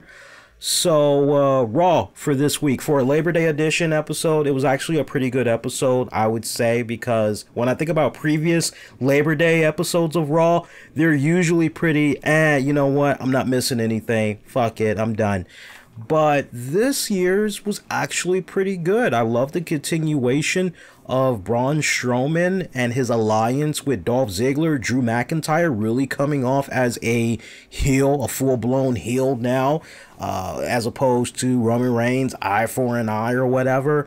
But the thing that was just really stupid for me, can we all be in agreement? And it's another case of stupid booking 101. The fact that the Shield had came out and they pretty much had brought the fight to Braun Strowman, Drew McIntyre, Dolph Ziggler, but then Baron Corbin pretty much unleashes the entire roster on the Shield, and eventually the Shield is taken backstage where ultimately they are arrested, And you're going, oh, okay, so we're going this route.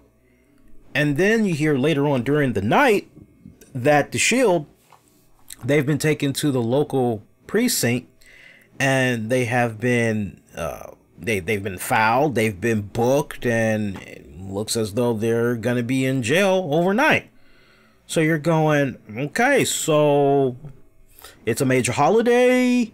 Yeah, they're not going to be seeing a judge tonight. They're probably not going to be seeing a judge until Tuesday, most likely. So, yeah, they're going to be in jail tonight. All right, makes sense. So, no Shield tonight. Okay, great. But then to see how things had ended with Raw, you know, we had saw Braun Strowman and them, and, you know, and then the Shield comes out, and you're going, wait a minute. They said they were arrested and all that. Like, what the hell happened? And so you're left scratching your head, and you're watching this and you're going, who booked this shit? Because this makes no sense. And leave it to the talented Corey Graves to try to do damage control online. And God bless Corey Graves, because when he spots a serious screw up, he tries his best to make sense out of it. But that's the thing. And like, I love Corey, but Corey, you need to be passing this knowledge on to the WWE, brother.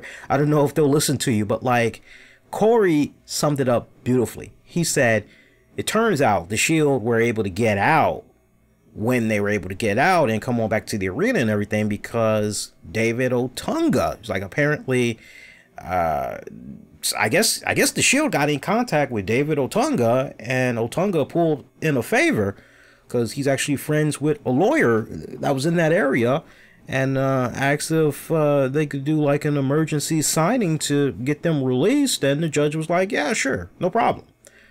So you hear that and you go, okay, wow, that's all right. Couldn't we say this on the show? There was no way that Corey could have said this when the Shield had came out. Like, how was this possible or whatever? Like, I would have preferred it if it was a case where, like, maybe a segment before the main event, if it was a case where Corey Graves says, hey, I just heard from my buddy David Otunga, and apparently he used some strings, and all I gotta say, the Shield is out. Shield is loose. And that would have been a nice little cliffhanger. Go to a commercial break, and then you let the chips fall where they're gonna fall, right?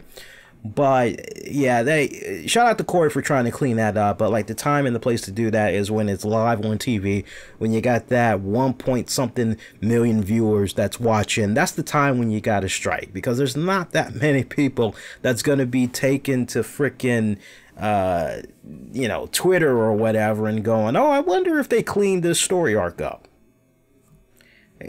You can forget about that. So, but that was really, really silly. I'm trying to think if there was anything else from Raw that really had stood out this week other than that Shield spot. I don't think I'm really missing anything else. I remember the spot with Alexa Bliss talking with Elias. I thought their chemistry was kind of good. Nice to see that the Mixed Match Challenge Season 2, that's going to be returning. If I'm not mistaken, that's going to be returning later this month. And I'm going to give you guys an exact date right now. Bear with me a second here. I am seeing that's going to be released.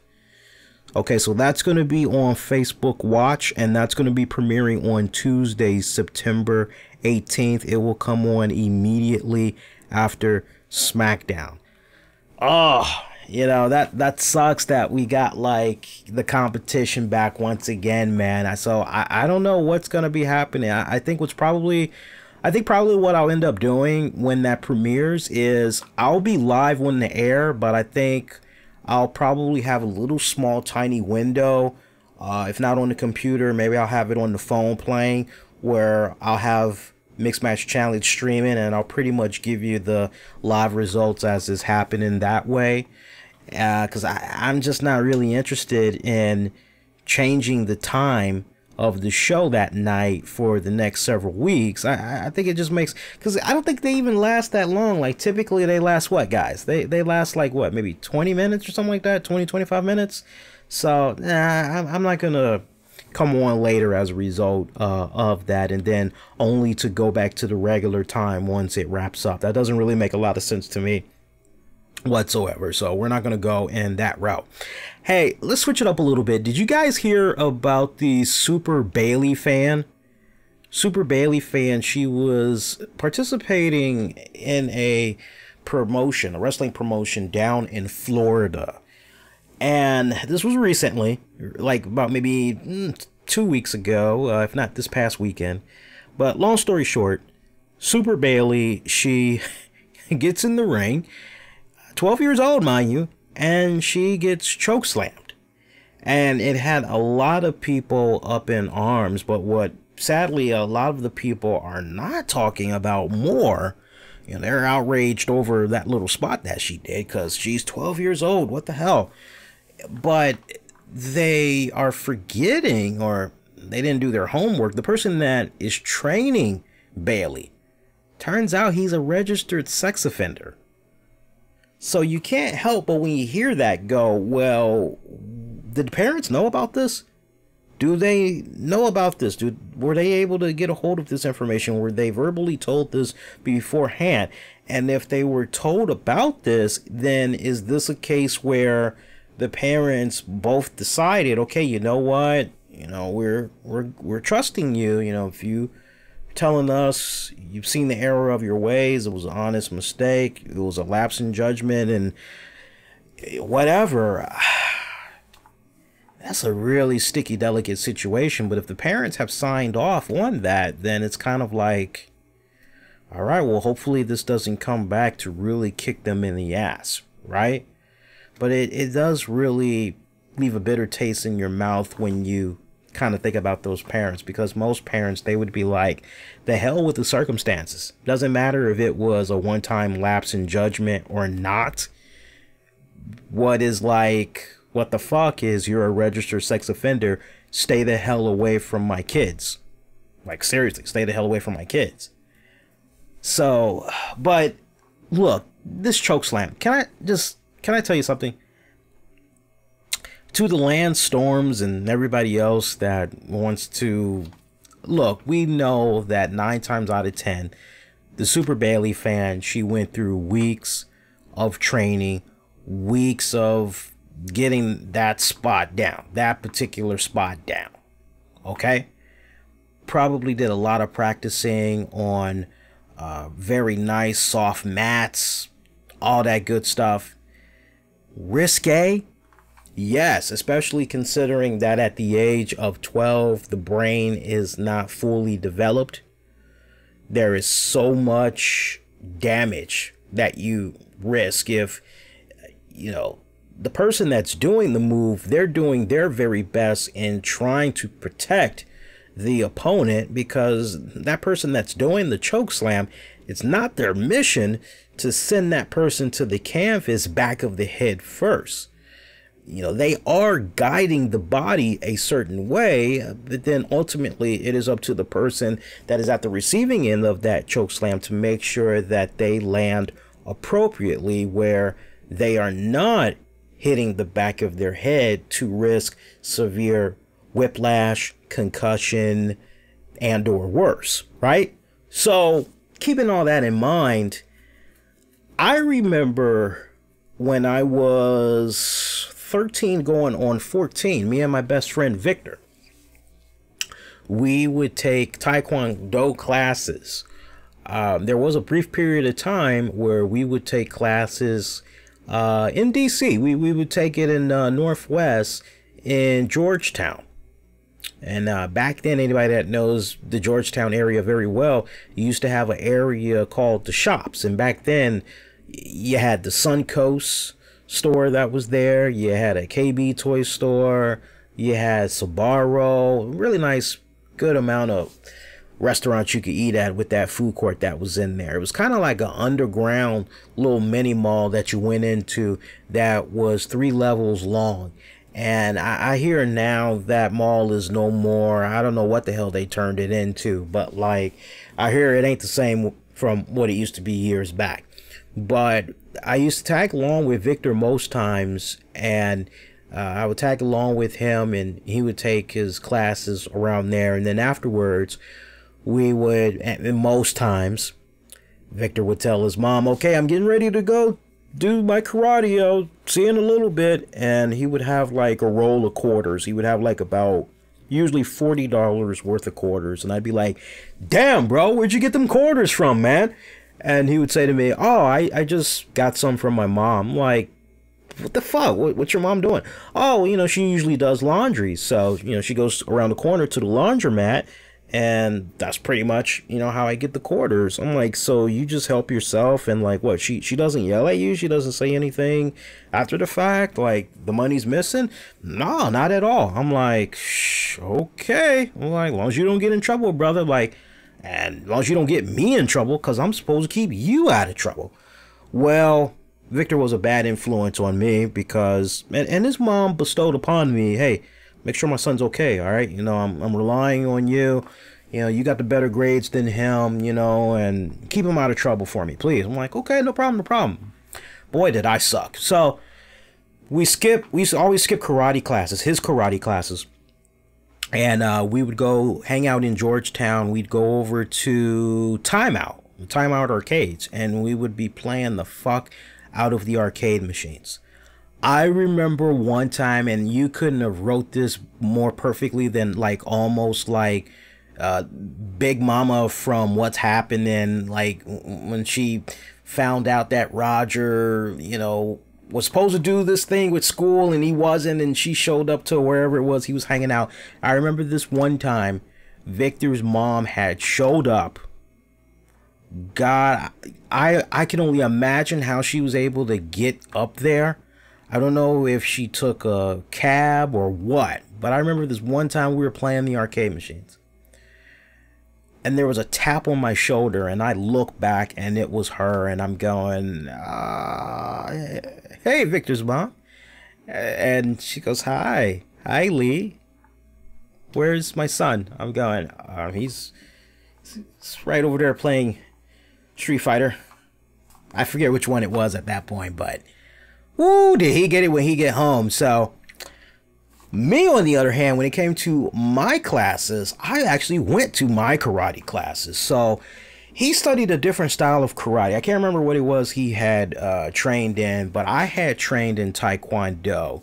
And I had advanced so well in my class that I actually had made, let me think, I had got my white belt, and I had got 3 black stripes on one of them. So I was pretty close to advancing to whatever that next level is after that. But I definitely remember having 3 black stripes on one of the I don't know, tassels of the belt or whatever you want to call it, right?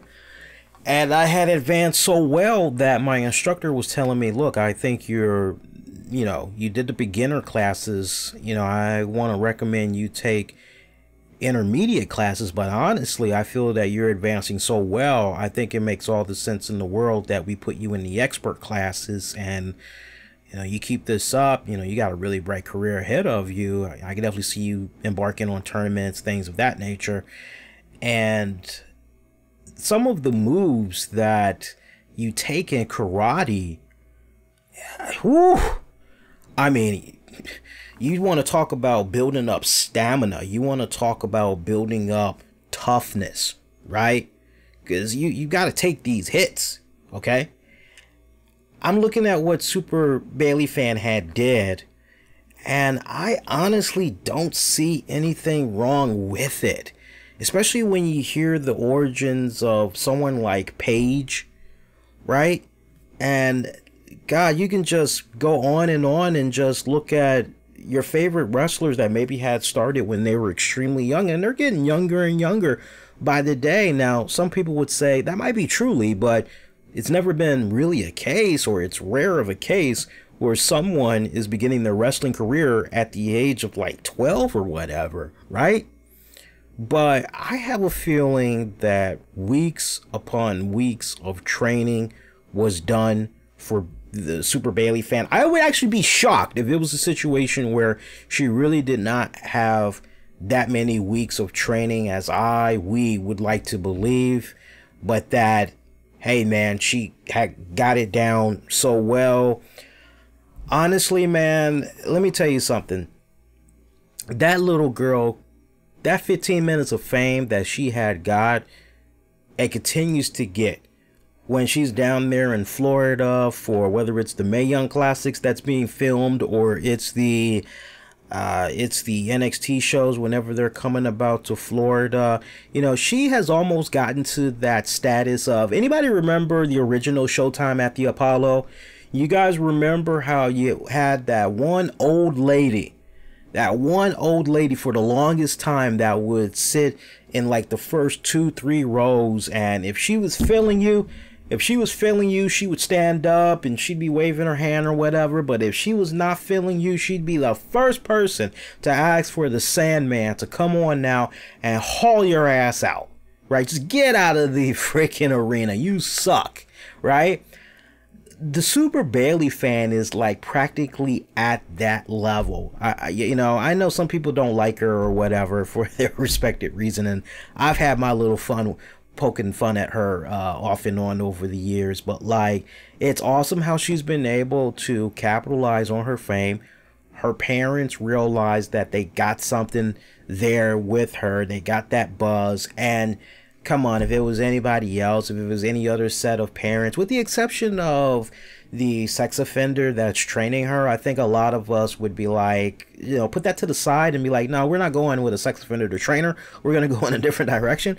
But like, I think if we were parents of a kid like that, that had that much enthusiasm, that much passion about wanting to get involved in the business, you know, all you can say to that is, okay, well, look, you got to continue your education, but also at the same time, we got to make sure that you get the correct type of training, the best training in the world. And my challenge to the Lance Storms and anybody else that may be a bit concerned about, hey, you know, she really shouldn't be taking a choke slam and all that other stuff, because, you know, I would say, well, if you feel that compelled, why not offer her a free scholarship ride to your respected training academies? You know, I think we're in this day and age right now where, you know, these cats, they're getting a lot younger. I've been reading Nakamura's book, and to hear how he started so young in his training of becoming a pro wrestler, you know, going into the MMA and all that, you know, honestly, I compare it no different to when you're taking on something like karate, which is a very physical sport, even football. You know, I remember when I was in school, junior high and high school, I played some damn good physical football for the longest time. And I tell you what, man, you know, if you couldn't take those hits, you was going to cry about it, you really shouldn't be playing that. All right. So, you know, basically the point is there's more sports that's much more devastating from a physical standpoint than a choke slam. I mean, seriously, it really doesn't matter what the age is. I personally feel, you know, a choke slam is a choke slam. I think it's just all about who's teaching you and repetition when it comes to making sure you're getting the selling of the move down pack, but then most importantly, you that's at the receiving end of that move, you're making sure that when it comes to you landing, you're landing properly, right? Just a little bit of food for thought, but I'm not really tripping over all this crap that's going on with the Super Bayley fan, and honestly, neither should you. I mean, come on, she's walking around, she's okay, she's got you talking about her. Whether it's negative or positive, she's got you talking about her, and that is the main important thing, is that you continue to talk about her. So let's keep it moving along here, get into a couple more topics before we get ready to wrap it up. How we doing on Showtime here? I gotta make sure I'm paying attention to the time meter here. Oh yeah, we're doing fantastic. All right, so a couple more topics I want to get into, and then we'll get ready to wrap it up. Sadly, I did not watch NXT. I usually watch NXT in a bulk. I usually wait every couple of weeks, and then I binge on NXT. So I see a little comment about NXT tonight. I sadly did not check that out. Hey, for you guys that's going to be in the Maryland area, I want to say Joppa, Maryland. Maryland Championship Pro Wrestling, Velveteen Dream is actually going to be working with that wrestling promotion. Again, a lot of good names have come through MCPW. And I think that's pretty badass that he's coming back this round once again. I remember shortly after he had got released from Tough Enough, he actually came on up through Maryland, and he did a lot of training over there. And he's actually doing this as a solid favor, because basically the people that were in charge of Maryland Championship Pro Wrestling, they reached out to WW and said, hey, we have this special show that's going to be coming up, and it would mean a lot to us if Velveteen Dream could be a part of it. And at that point, it was just pretty much, hey, Velveteen Dream, what do you say, man? You want to do this? And Velveteen Dream said, yeah, sure, I'll do it. Understand something, folks. At the end of the day, a lot of the wrestlers, and this is the biggest misconception that's out there, a lot of the pro wrestlers that are in the WWE, yes, they are contracted to the WWE, but just like Jerry Lawler and others that you see working all other different types of shows for other promotions, the other wrestlers can do that as well if they want. It just has to be a situation where it's not going to be televised. No money. Basically, it's not going to be on DVD. It's not going to be on pay-per-view. They can appear, but see, the thing that's really, really tricky, and you would remember this and you would know about this when you hear you do your research and you listen to a few shoot interviews and everything. A lot of the wrestlers, in particular in the WWE, don't do extra bookings because they're booked as it is with the WWE. Because the way WWE works you're doing the house shows, and then add on top of that, you're doing Raw or Smackdown, and then your pay-per-views. That's great if you don't have a family or whatnot, and then it's like, yeah, you against the world, you can pretty much go do whatever. But typically with the small window of free time that one has, they really just want to, by the time they get done doing all of those other things I mentioned, they just want to kick on back and they just want to recharge their batteries briefly, right? But, though they're contracted to the WWE, they can actually go do outside bookings. It just is a case where it has to be approved by the WWE and it has to meet their respected conditions, give or take. And then you have some instances where, depending on the talent, WWE may not be so keen to, well, we don't even care if it's not going to be on pay-per-view, or if it's not, going to be streaming on Twitter or Facebook or whatnot, and no DVD sales is going to come from this. We don't really want to share you with that promotion. Maybe it's because they've heard bad things about that promotion. Who knows? But yeah, it's amazing what you learn about stuff like that. Let's see, what other topics can we get into here? So I'm sure by now you guys had heard about the Nike backlash with the whole Colin Kaepernick stuff. Stupid. Let me just say off the break. Let me just sum this up perfectly.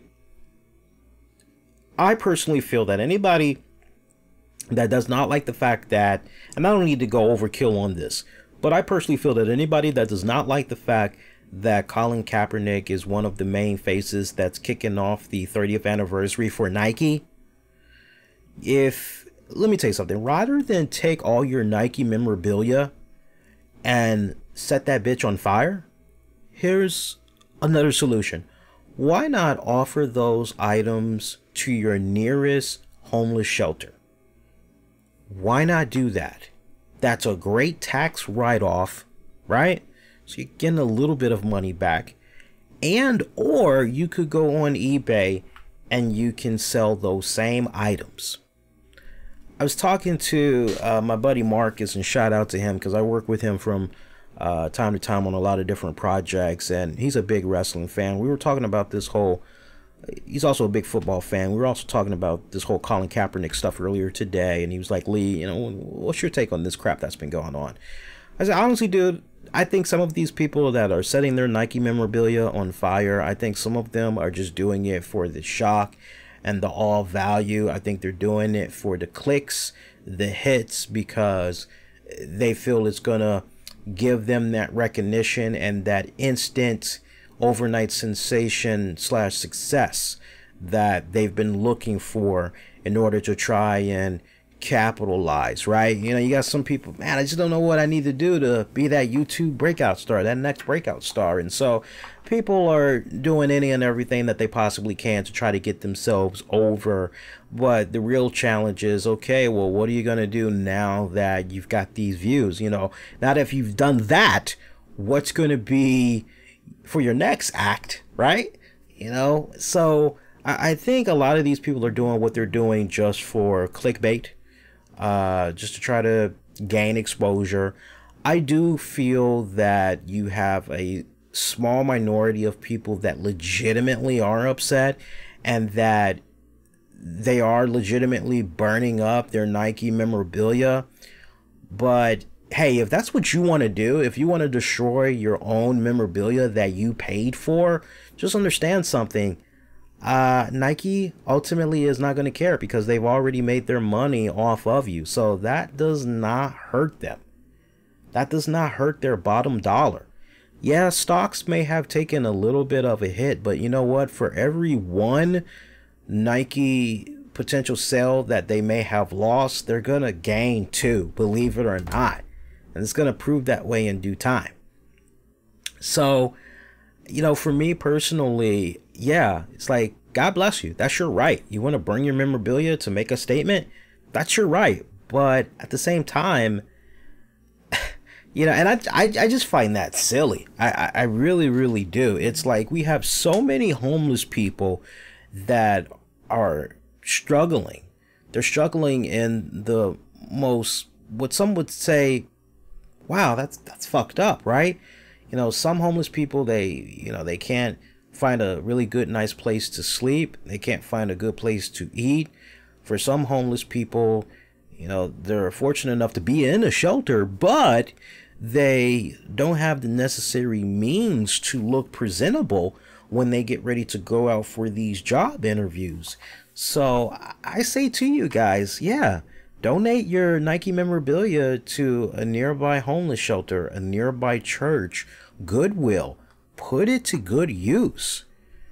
And, you know, if you just can't let your stuff go to the point that you don't even want to give it to the homeless people because you feel as though, well, I should be getting something from this because of all the money that I've spent, then go on eBay. If it's in good enough condition, you feel you can actually make really good, modest income off of it, sell it on eBay or iOffer. Otherwise, give it to the homeless shelter. But I just think it's really ridiculous. I just think it's really stupid.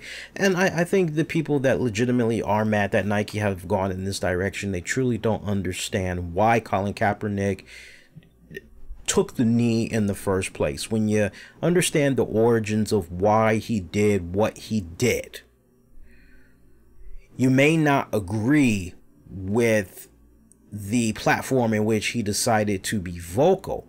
But at the end of the day, it was never, ever, ever about disrespecting the flag. It was never, ever about disrespecting those that have served in the military. That narrative, it was never the case. Never the case. You can go back and look at the origins for why he took a knee in the first place. And, you know, I know he is a man of very few words. He doesn't really give out that many interviews. He's shrouded in mystery. But when you go back to the few times that he has spoken and everything that's led up to, and this isn't me kissing Colin Kaepernick's ass. It's not. You know, he's not even, he was never even one of my favorite quarterbacks, to be perfectly honest with you.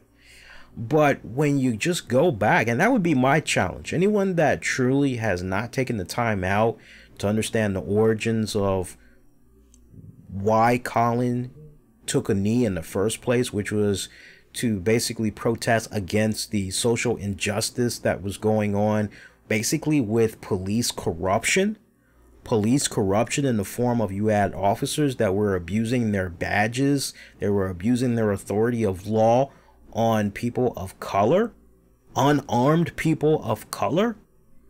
I mean, this is right up there with Al Pacino in one of my all-time favorite movies of all time, Serpico.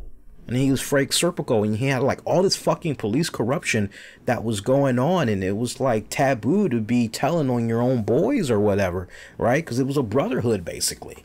But when you really go back and you understand the origins of why he did what he did, you know, even if at the end you don't like the fact that he used the anthem as the vehicle to protest, you at least respect why he's doing what he's doing, why he continues to do what he's doing.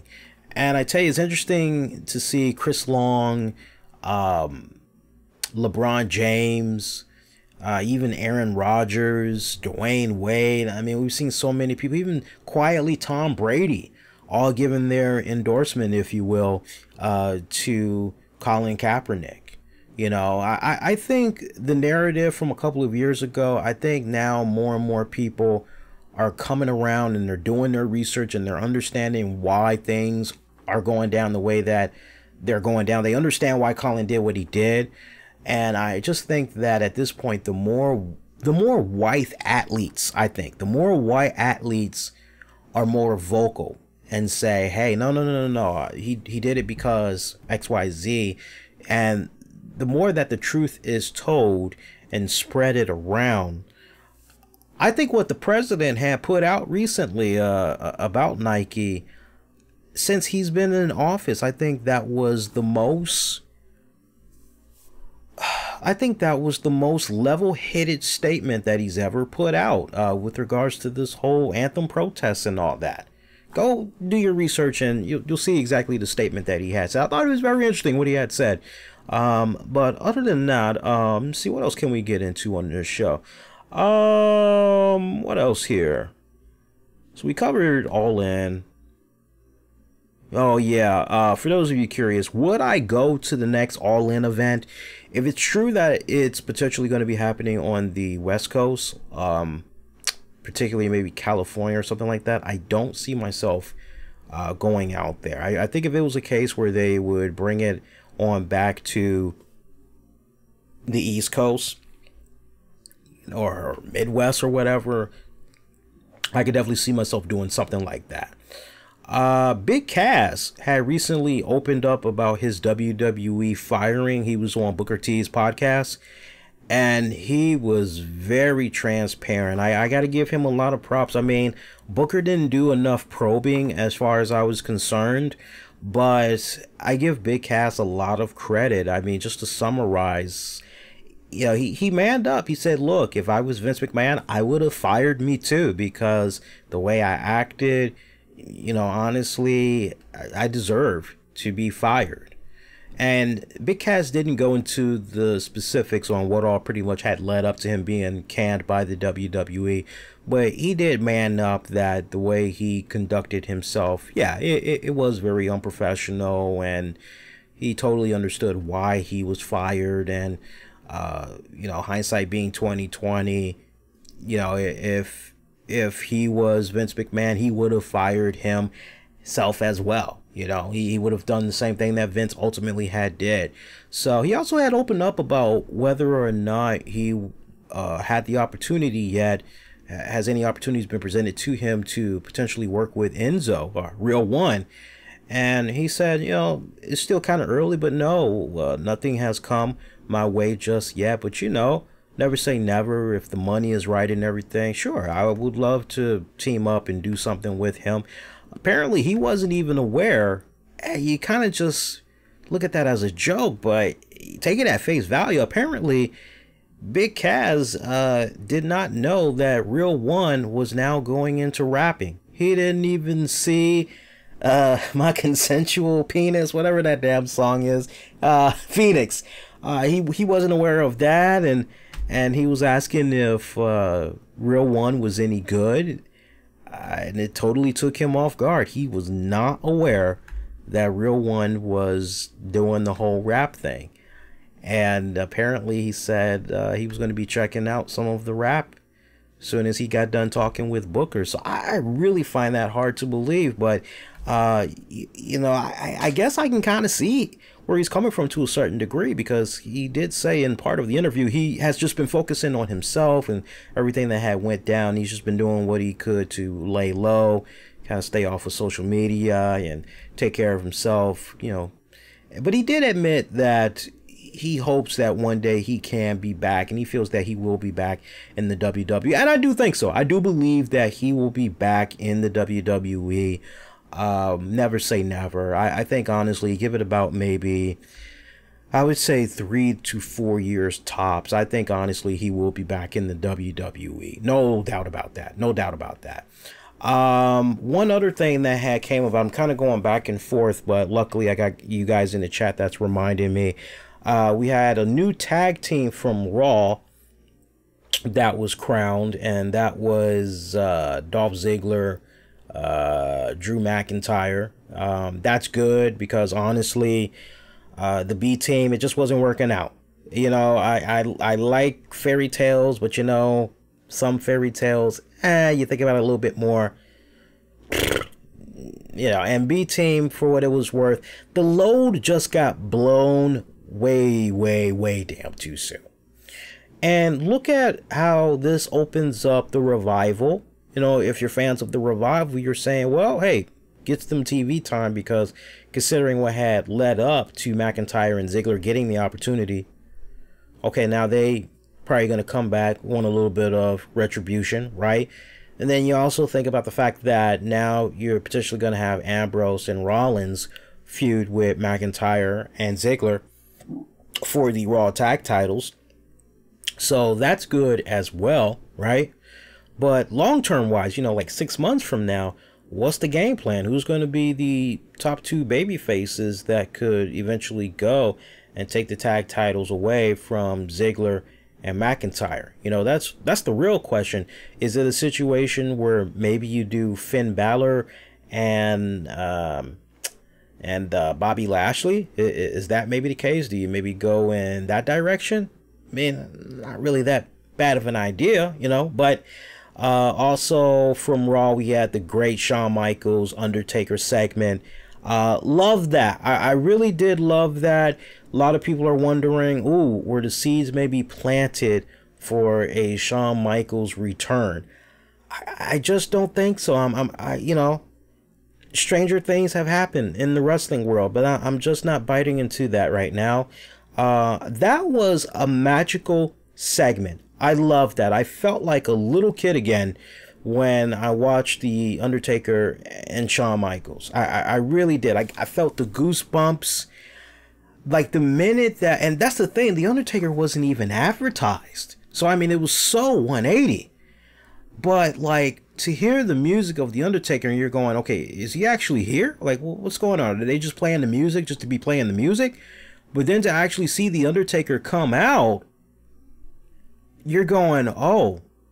And I instantly said to myself, we're going to get a magical segment right here. We're going to get an awesome magical segment. And they delivered. And I said it on Twitter. I said, leave it to these veterans to show the rest of the young up-and-coming locker room how you get it done.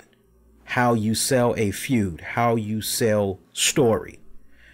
And I love that back and forth. I love that Undertaker says to Shawn Michaels, do you really respect me? Like really? You know, is it really respect that you have for me, or is it fear that you have for me? And Shawn Michaels is like, no, I respect you. He's like, come on, man. You know, I've like haven't wrestled in almost 10 years for this company. You know why? It's like, because unlike some people, and I love how he said, he's like, unlike some people, because instantly I'm going, Ric Flair, he's won, and Mick Foley, he's done it. You know, it's like, yeah, Shawn Michaels is like, no, I'm trying to be a man of my word, unlike some people. You know, it's like, I'm trying to honor my word. I'm trying to do right, not just by myself and my family. I'm trying to do right by the fans and do right by you. It's like, no, you know, I had so many opportunities to come back for all the money in the world, but ultimately what it came down to is respect. And You know, as far as that level of respect, you're at the very top of that list. No, I respect you so much. No, I'm not going to do that. I'm not going to break that. I've had people chanting one more match, asking me all types of questions about one more match for damn near 10 years now. And it's just not going to happen. And for Undertaker to basically come right back and say, are you sure it's really respect? Because he asked him that a couple of times and you're going, Undertaker's got something up his sleeve. What is it he's poking around at? And for Undertaker to just finally come right in and say, you know, is it really respect, or, you know, is it fear? Is it fear that, you know, if you were to come out of retirement, you know that there's only one match you should be having, and it should be against me. So maybe the fear, now I'm summarizing, like maybe the fear is, you know, that if you come out of retirement, the one and only match you should be having it against is me, and you're not going to get a W on me, right? I mean, that's how Undertaker's basically coming at Shawn Michaels. And yeah, I can see how people are kind of going, damn, did they just set up potentially Shawn Michaels, Undertaker a match, like one more match? And I'm not convinced that they're going to be going in that direction. I think this was just used to basically stir up the spot. Two legendary characters that have had long history together. I think this was just, and one could easily take that impression, because it's like, wait a minute, this is really supposed to be about Triple H and The Undertaker Super Showdown one more time. But that moment that was created right there, you're going, and I think that was by design. That was, I mean, it took you 2+ hours just to get to that point with Shawn Michaels and Undertaker. But man, was it fantastic. It really, really was. So my hat's off to the writing team and all that, and the way they had booked that segment. But you know what? Next Monday, it's going to be Triple H and Mick Foley. And if I could make a bold prediction, I'm going to say that we're probably going to see a Mick Foley that is going to be very, I think he's going to blur the lines. I think there's going to be that part of him that's going to acknowledge what went down with the Authority, ultimately canning him and everything like that. But I legitimately feel, if I were to make a prediction, that Mick Foley is going to try to tap into Triple H on a personal level and say, look, you know, all the ups and downs that you and me have really had together, you know, the feuds that we have had. Paul, I wouldn't be surprised if Mick called Triple H Paul and say, you know, I've had so much admiration and respect for you. I love you. I love your wife. I love the kids. I love the WWE. You guys will always be my home. You guys have been very kind to me and my family. But Paul, doing this match one more time against Undertaker, I'm almost picturing a sympathetic Mick Foley that would come to the Triple H and say, I really don't feel you should be going down this path, because I fear that if you open up this door one more time, that seriously you aren't going to be coming out the same man as you are right now. You're not going to be coming back whole from this. I think you're going to go down a rabbit's hole that you're going to be in such a dark place, man. And take it from me, I've been there, I've done that, and you know, I shed off careers. I've shed off years off of my wrestling career as a result. I just kind of picture a Mick Foley that's really gonna try to tap into that personal connection with Hunter, you know, on a more friendship level. That's just the vibe that I'm seeing. So I mean, we'll see how that comes about on Monday. Rumors: Kurt Angle, Baron Corbin, Super Show. Steven, I hate dealing with rumors, and that's like the first time I've ever heard something like that today. But then again, I haven't really been paying attention to headlines like that. At this point, I'm not going to think too far ahead, because for all I know, Kurt Angle might not be back until November. So I'm not really going to focus on that right now. I'd rather just deal with that when the time comes. I mean, I'm still not really keen I'm not saying it's not gonna happen, but I'm still not really keen on a Angle Baron Corbin match. I mean, to each its own, but that doesn't really do anything for me whatsoever. But we'll see if that happens. Give it some time. Give it due time. See here. Get into a couple of more topics here. What else we got here? That was good. Smackdown. By the way, Raw. I gotta go with Raw and Smackdown. My doofus move of the week, it goes to Brie Bella. So Brie Bella, she does a suicide dive in between the ropes. Failed miserably on Monday Night Raw. Followed that up less than 24 hours later. And I mean, she does this strong ass knee to the face to Zelina Vega. I felt sorry for Zelina. I mean, I really was feeling hurt with regards to her face. I mean, I felt so bad for Homegirl, man. Seriously. Just botches, man. Botches. That's all I gotta say, botches. SmackDown, so-so episode. There really wasn't anything I can sink my teeth into, and I actually watched SmackDown before the Mae Young Classic tonight. There really wasn't anything that really made me go, oh my, yeah. You know, the Charlotte, Becky Lynch, one-on-one split screen, you know, that was a little bit okay for what it was worth. I won't say it was a throwaway episode. I did like the fact that storyline-wise, R-Truth was able to manipulate his way to the main event for SmackDown on Tuesday. I thought that was kind of funny how he did that. Dave Bautista, he is just continuing to burn it down on one side when it comes to his relationship with Marvel. I mean, now that Marvel's Guardians of the Galaxy 3 has been put on hold indefinitely, Dave Bautista has been more and more vocal in interviews saying at this point he feels that you know, he may be done with Marvel. He really has not liked the way that Disney Marvel handled the firing of Guardians director James Gunn. And the way it's looking, God bless him. That's some serious balls. Because anybody else would have been like, hey, let's keep the money burning, man. Let's keep it going. But he is really being more adamant to the point that he's almost damn near begging to be released from Marvel. Because he really does not like how they did his friend. He's really sticking it up for him. And you just got to admire that. You really do. Because that is like, wow. You know, now Dave Bautista, he did say that he wants a Guardians of the Galaxy spinoff. I don't know if you guys had heard about that.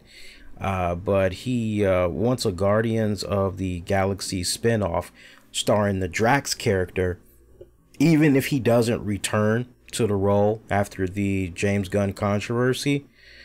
And he had said, I'm trying to see if I can pull up the interview that he did this with. Looks like he said this to MTV International. He said, and I quote, "I really wish they would tell more of the Drax story from the side of Drax's family. I think it's a beautiful story, and I think it's been lost and overlooked a little bit. It's a beautiful and heartbreaking, emotional thing to know where that love for his family and that heartbreak for his family being lost and murdered, where it comes from. I really wish they would touch upon it more, and I think the fans would like to see that more, which is why I really pushed and fought for a Drax standalone film. I don't think it's ever going to happen, but I really wish they would, because I think there is a story to be told, and the fans would love to see that story, even if it's not me portraying Drax." More recently, in a interview with the Jonathan Ross Show with regards to the whole situation with the James Gunn controversy, he said there's a bit of an issue. It's bittersweet conversation. No, it's a bitter conversation, because I'm not real happy with what Disney done with James Gunn. He also added, "To be honest with you, I don't know if I want to work for Disney. I've been very vocal about the way I feel. I'm not afraid to admit the way I feel." Even as far as to say it's been nauseating to work for Disney after Gunn's firing, adding, "Without him is not what I signed up for."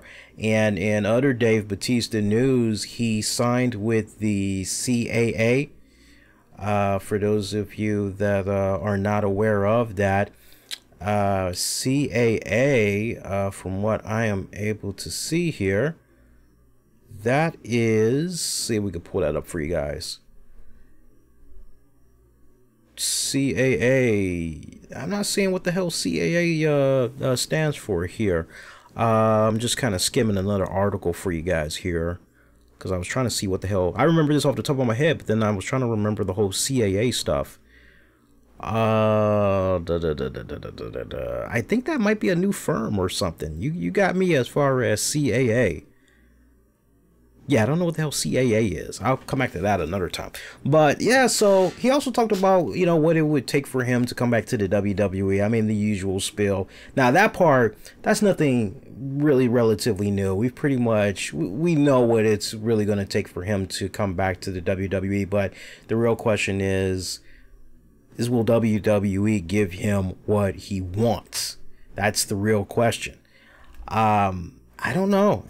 You know, stranger things have happened. I mean, you would like to believe that with everything that went down with Sting one year, Goldberg in another year, you know, Ultimate Warrior, and I'm sure if Ultimate Warrior and his untimely death, if it did not happen, maybe under the right circumstances, maybe he would have had one more match, right? But I don't know. I don't know, guys. I mean, stranger things have happened. Cooler things have happened. I would like to believe that at this point, WWE, they don't have that many more rabbits they can pull out of their hat for really awesome Royal Rumble, WrestleMania moments, or after WrestleMania moments, right? So, and with the rumblings that potentially The Rock, and look, Rock's been more and more vocal that he can't wait to come back to the WWE. So the fact that he's really being more vocal, I mean, you'd like to believe that something's on the horizon between them and the company, whether it's the end of this year or going into next WrestleMania season. You would like to believe that at some point they're going to be working with each other once again. So, you know, I'm like this. If they're going to do something with Dave Bautista, they need to hurry up and pull that trigger, because Dave's already let it be known. Hey, look, once the 5-0 hits, I'm pretty much done. So, and I hope for his sake, you know, he is able to go out the way that he wants to go out. You know, he's not asking for a 5-year run or anything like that. He just wants to come back, do business the right way. And that's pretty much it. I mean, you can't really hate the man for that. One other thing I want to get into, and we'll pretty much wrap the show up for the night. Bret Hart, he had wrote an article finally, really opening up about the passing of his good friend Jim the Anvil Neidhart, and it was a very emotional tribute that he had wrote. And you know, I had read it earlier today, and I just, you know, I had to take a moment and just, wow, you know, that was really classy what Bret had said. And I want to read it to you. It's actually very, very short, not that long, so just indulge me for a moment. And you can read this on the BretHart.com site, and you can find it that way. So he says, and I quote, "I've lost a lot of friends over the past few years. One of the things you realize about getting older is that not everybody is going to get older with you." Cormac McCarthy. "I'm sorry for taking so long in making a statement about the recent passing of my longtime friend and companion, Jim Anvil Neidhart. No loss ever dimmed the light in my heart as this one. I loved Jim as more than a big brother. He was a one-of-a-kind character. The most beautiful thing about Jim was how on the longest days and in the most miserable times, he could always make you laugh. He'll always be the Anvil, the big rhino, the tank. He was the best friend I ever had, and I owe him for everything good that ever came my way as a pro wrestler. Jim didn't need me to say so much as I needed him. We had always been close friends from the first time we met in Stampede Wrestling.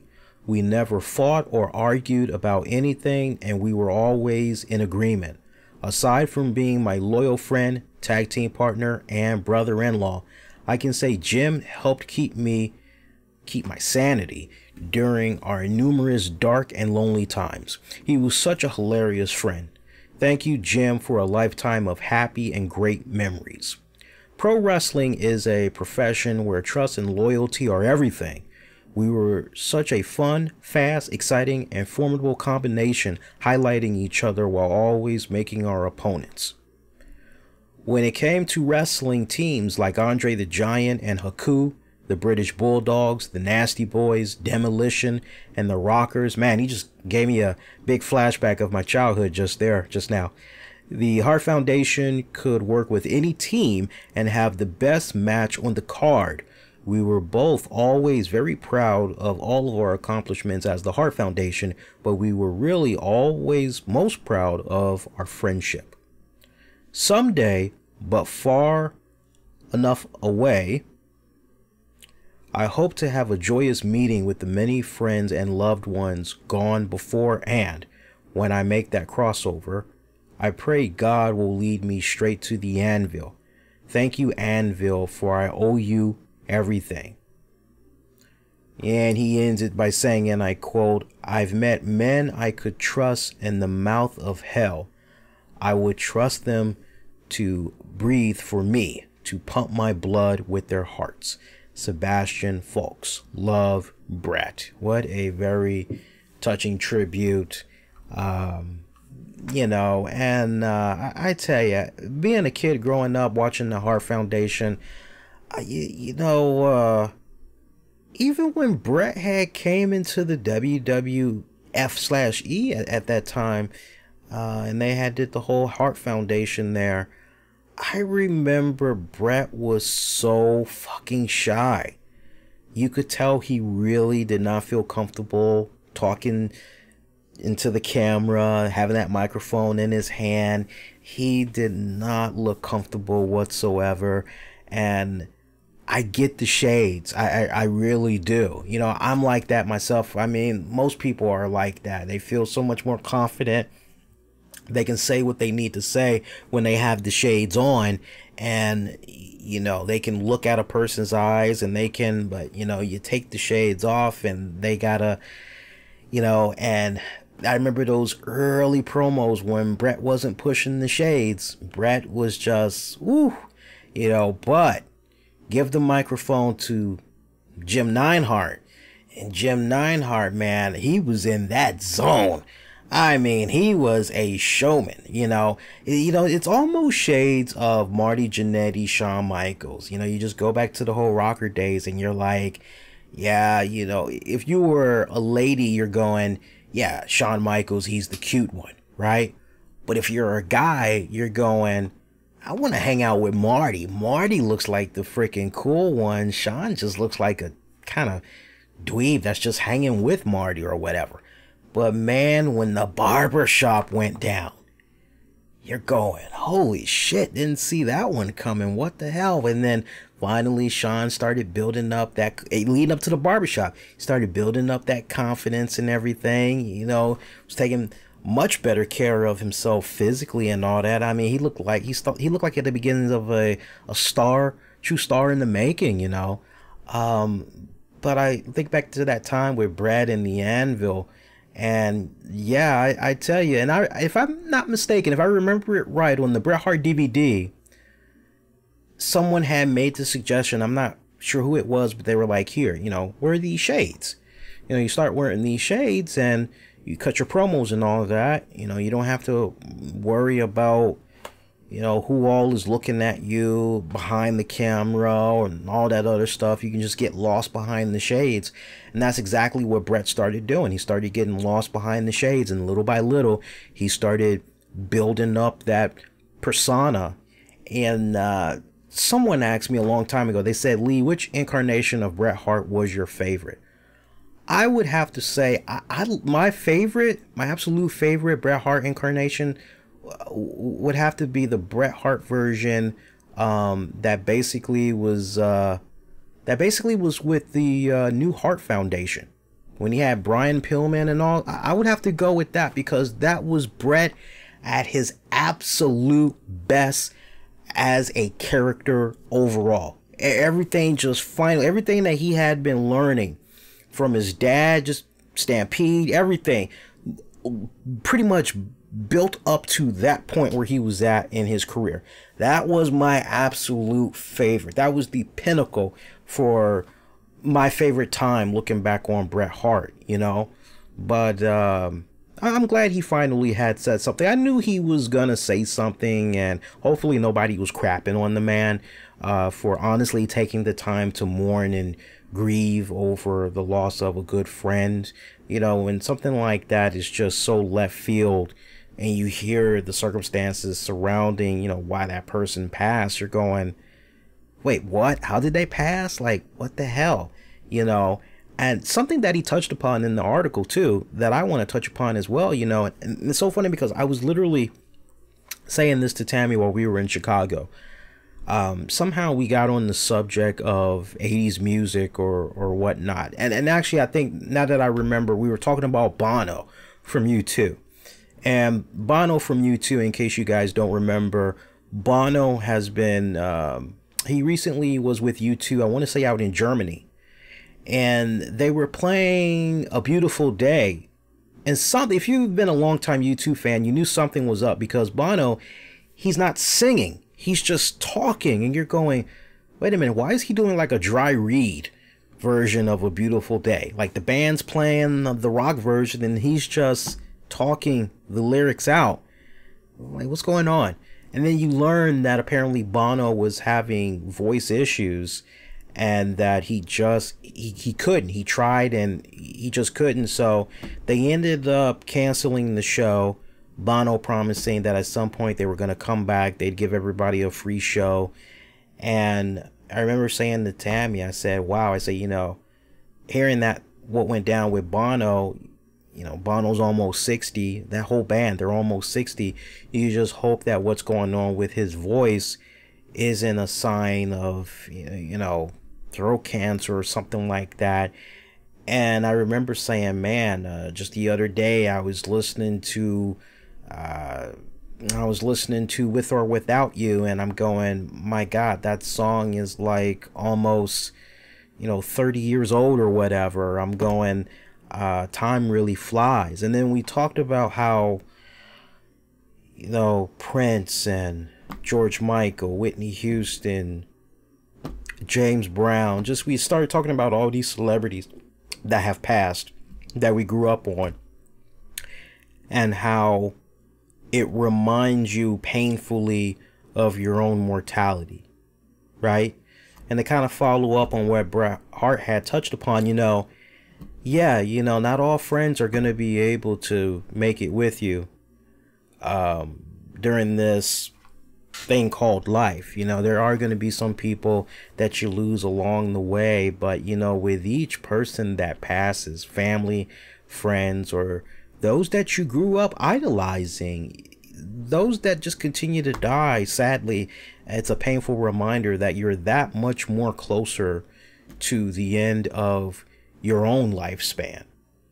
And that's why I think it's always important that you pay it forward, and that whatever you set wrong, you try to make right, because I am under the impression that we only get one course around this earth, and that's pretty much it. And I think it's rather awesome that we leave this earth on a good note, with people saying nothing but good things about us, good praise, and that we actually went out there and we tried to do something very constructive for ourselves and our community, rather than destroying our community and bringing down our people. And when I say our people, I don't mean a black thing, I don't mean a white thing, I just, all of us as a race, we the people, you know, in general. So nice, good, touching words there by Bret Hart. Love that tremendously. Shout out to Gino. Shout out to Lee. Shout out to Steven. Shout out to Alan. Shout out to Nathan. Shout out to, and am I missing anybody else? I don't think I'm missing anybody else. There was one person, I'll say shout out to them as well. Shout out to Somalia. Not the, you know, there was actually a handle that was checking out the show in a on the Spreaker platform, Somalia. Shout out to Somalia. And anybody else that's going to be checking out this show. At this point, your next edition of the RCWR Show, I'm going to be coming at you guys live on, looking at the calendar here, I'll be coming at you guys live on Tuesday, September 11th. Ooh. That should be an interesting show. Tuesday, September 11th. We'll come on at 10 p.m. Eastern as soon as Smackdown goes off the air. Looks like we had no lag issues from what I see of the stream. That's fantastic. Those of you waiting for this show on the downloads, give me about 20 minutes. I'll have this ready to go for you guys. Be kind, rewind. Check out previous episodes of the RCWR Show you may have missed. Available on demand, great platforms, whether it's Spreaker, Stitcher, iHeartRadio, Google Play Music, iTunes. It's all over the place. Use the keywords, the RCWR Show. Patreon members, you will get a new Wrestling with the Topics that'll be mixed, ready to go for you guys this Thursday. Follow me on Twitter, Facebook, Instagram, Twitch. Use the keywords RCWR Show. That's going to do it. Until next go round, wishing all of you all to be safe. Most importantly, be kind to one another. And my good friends, may the good news be yours. You all do take care.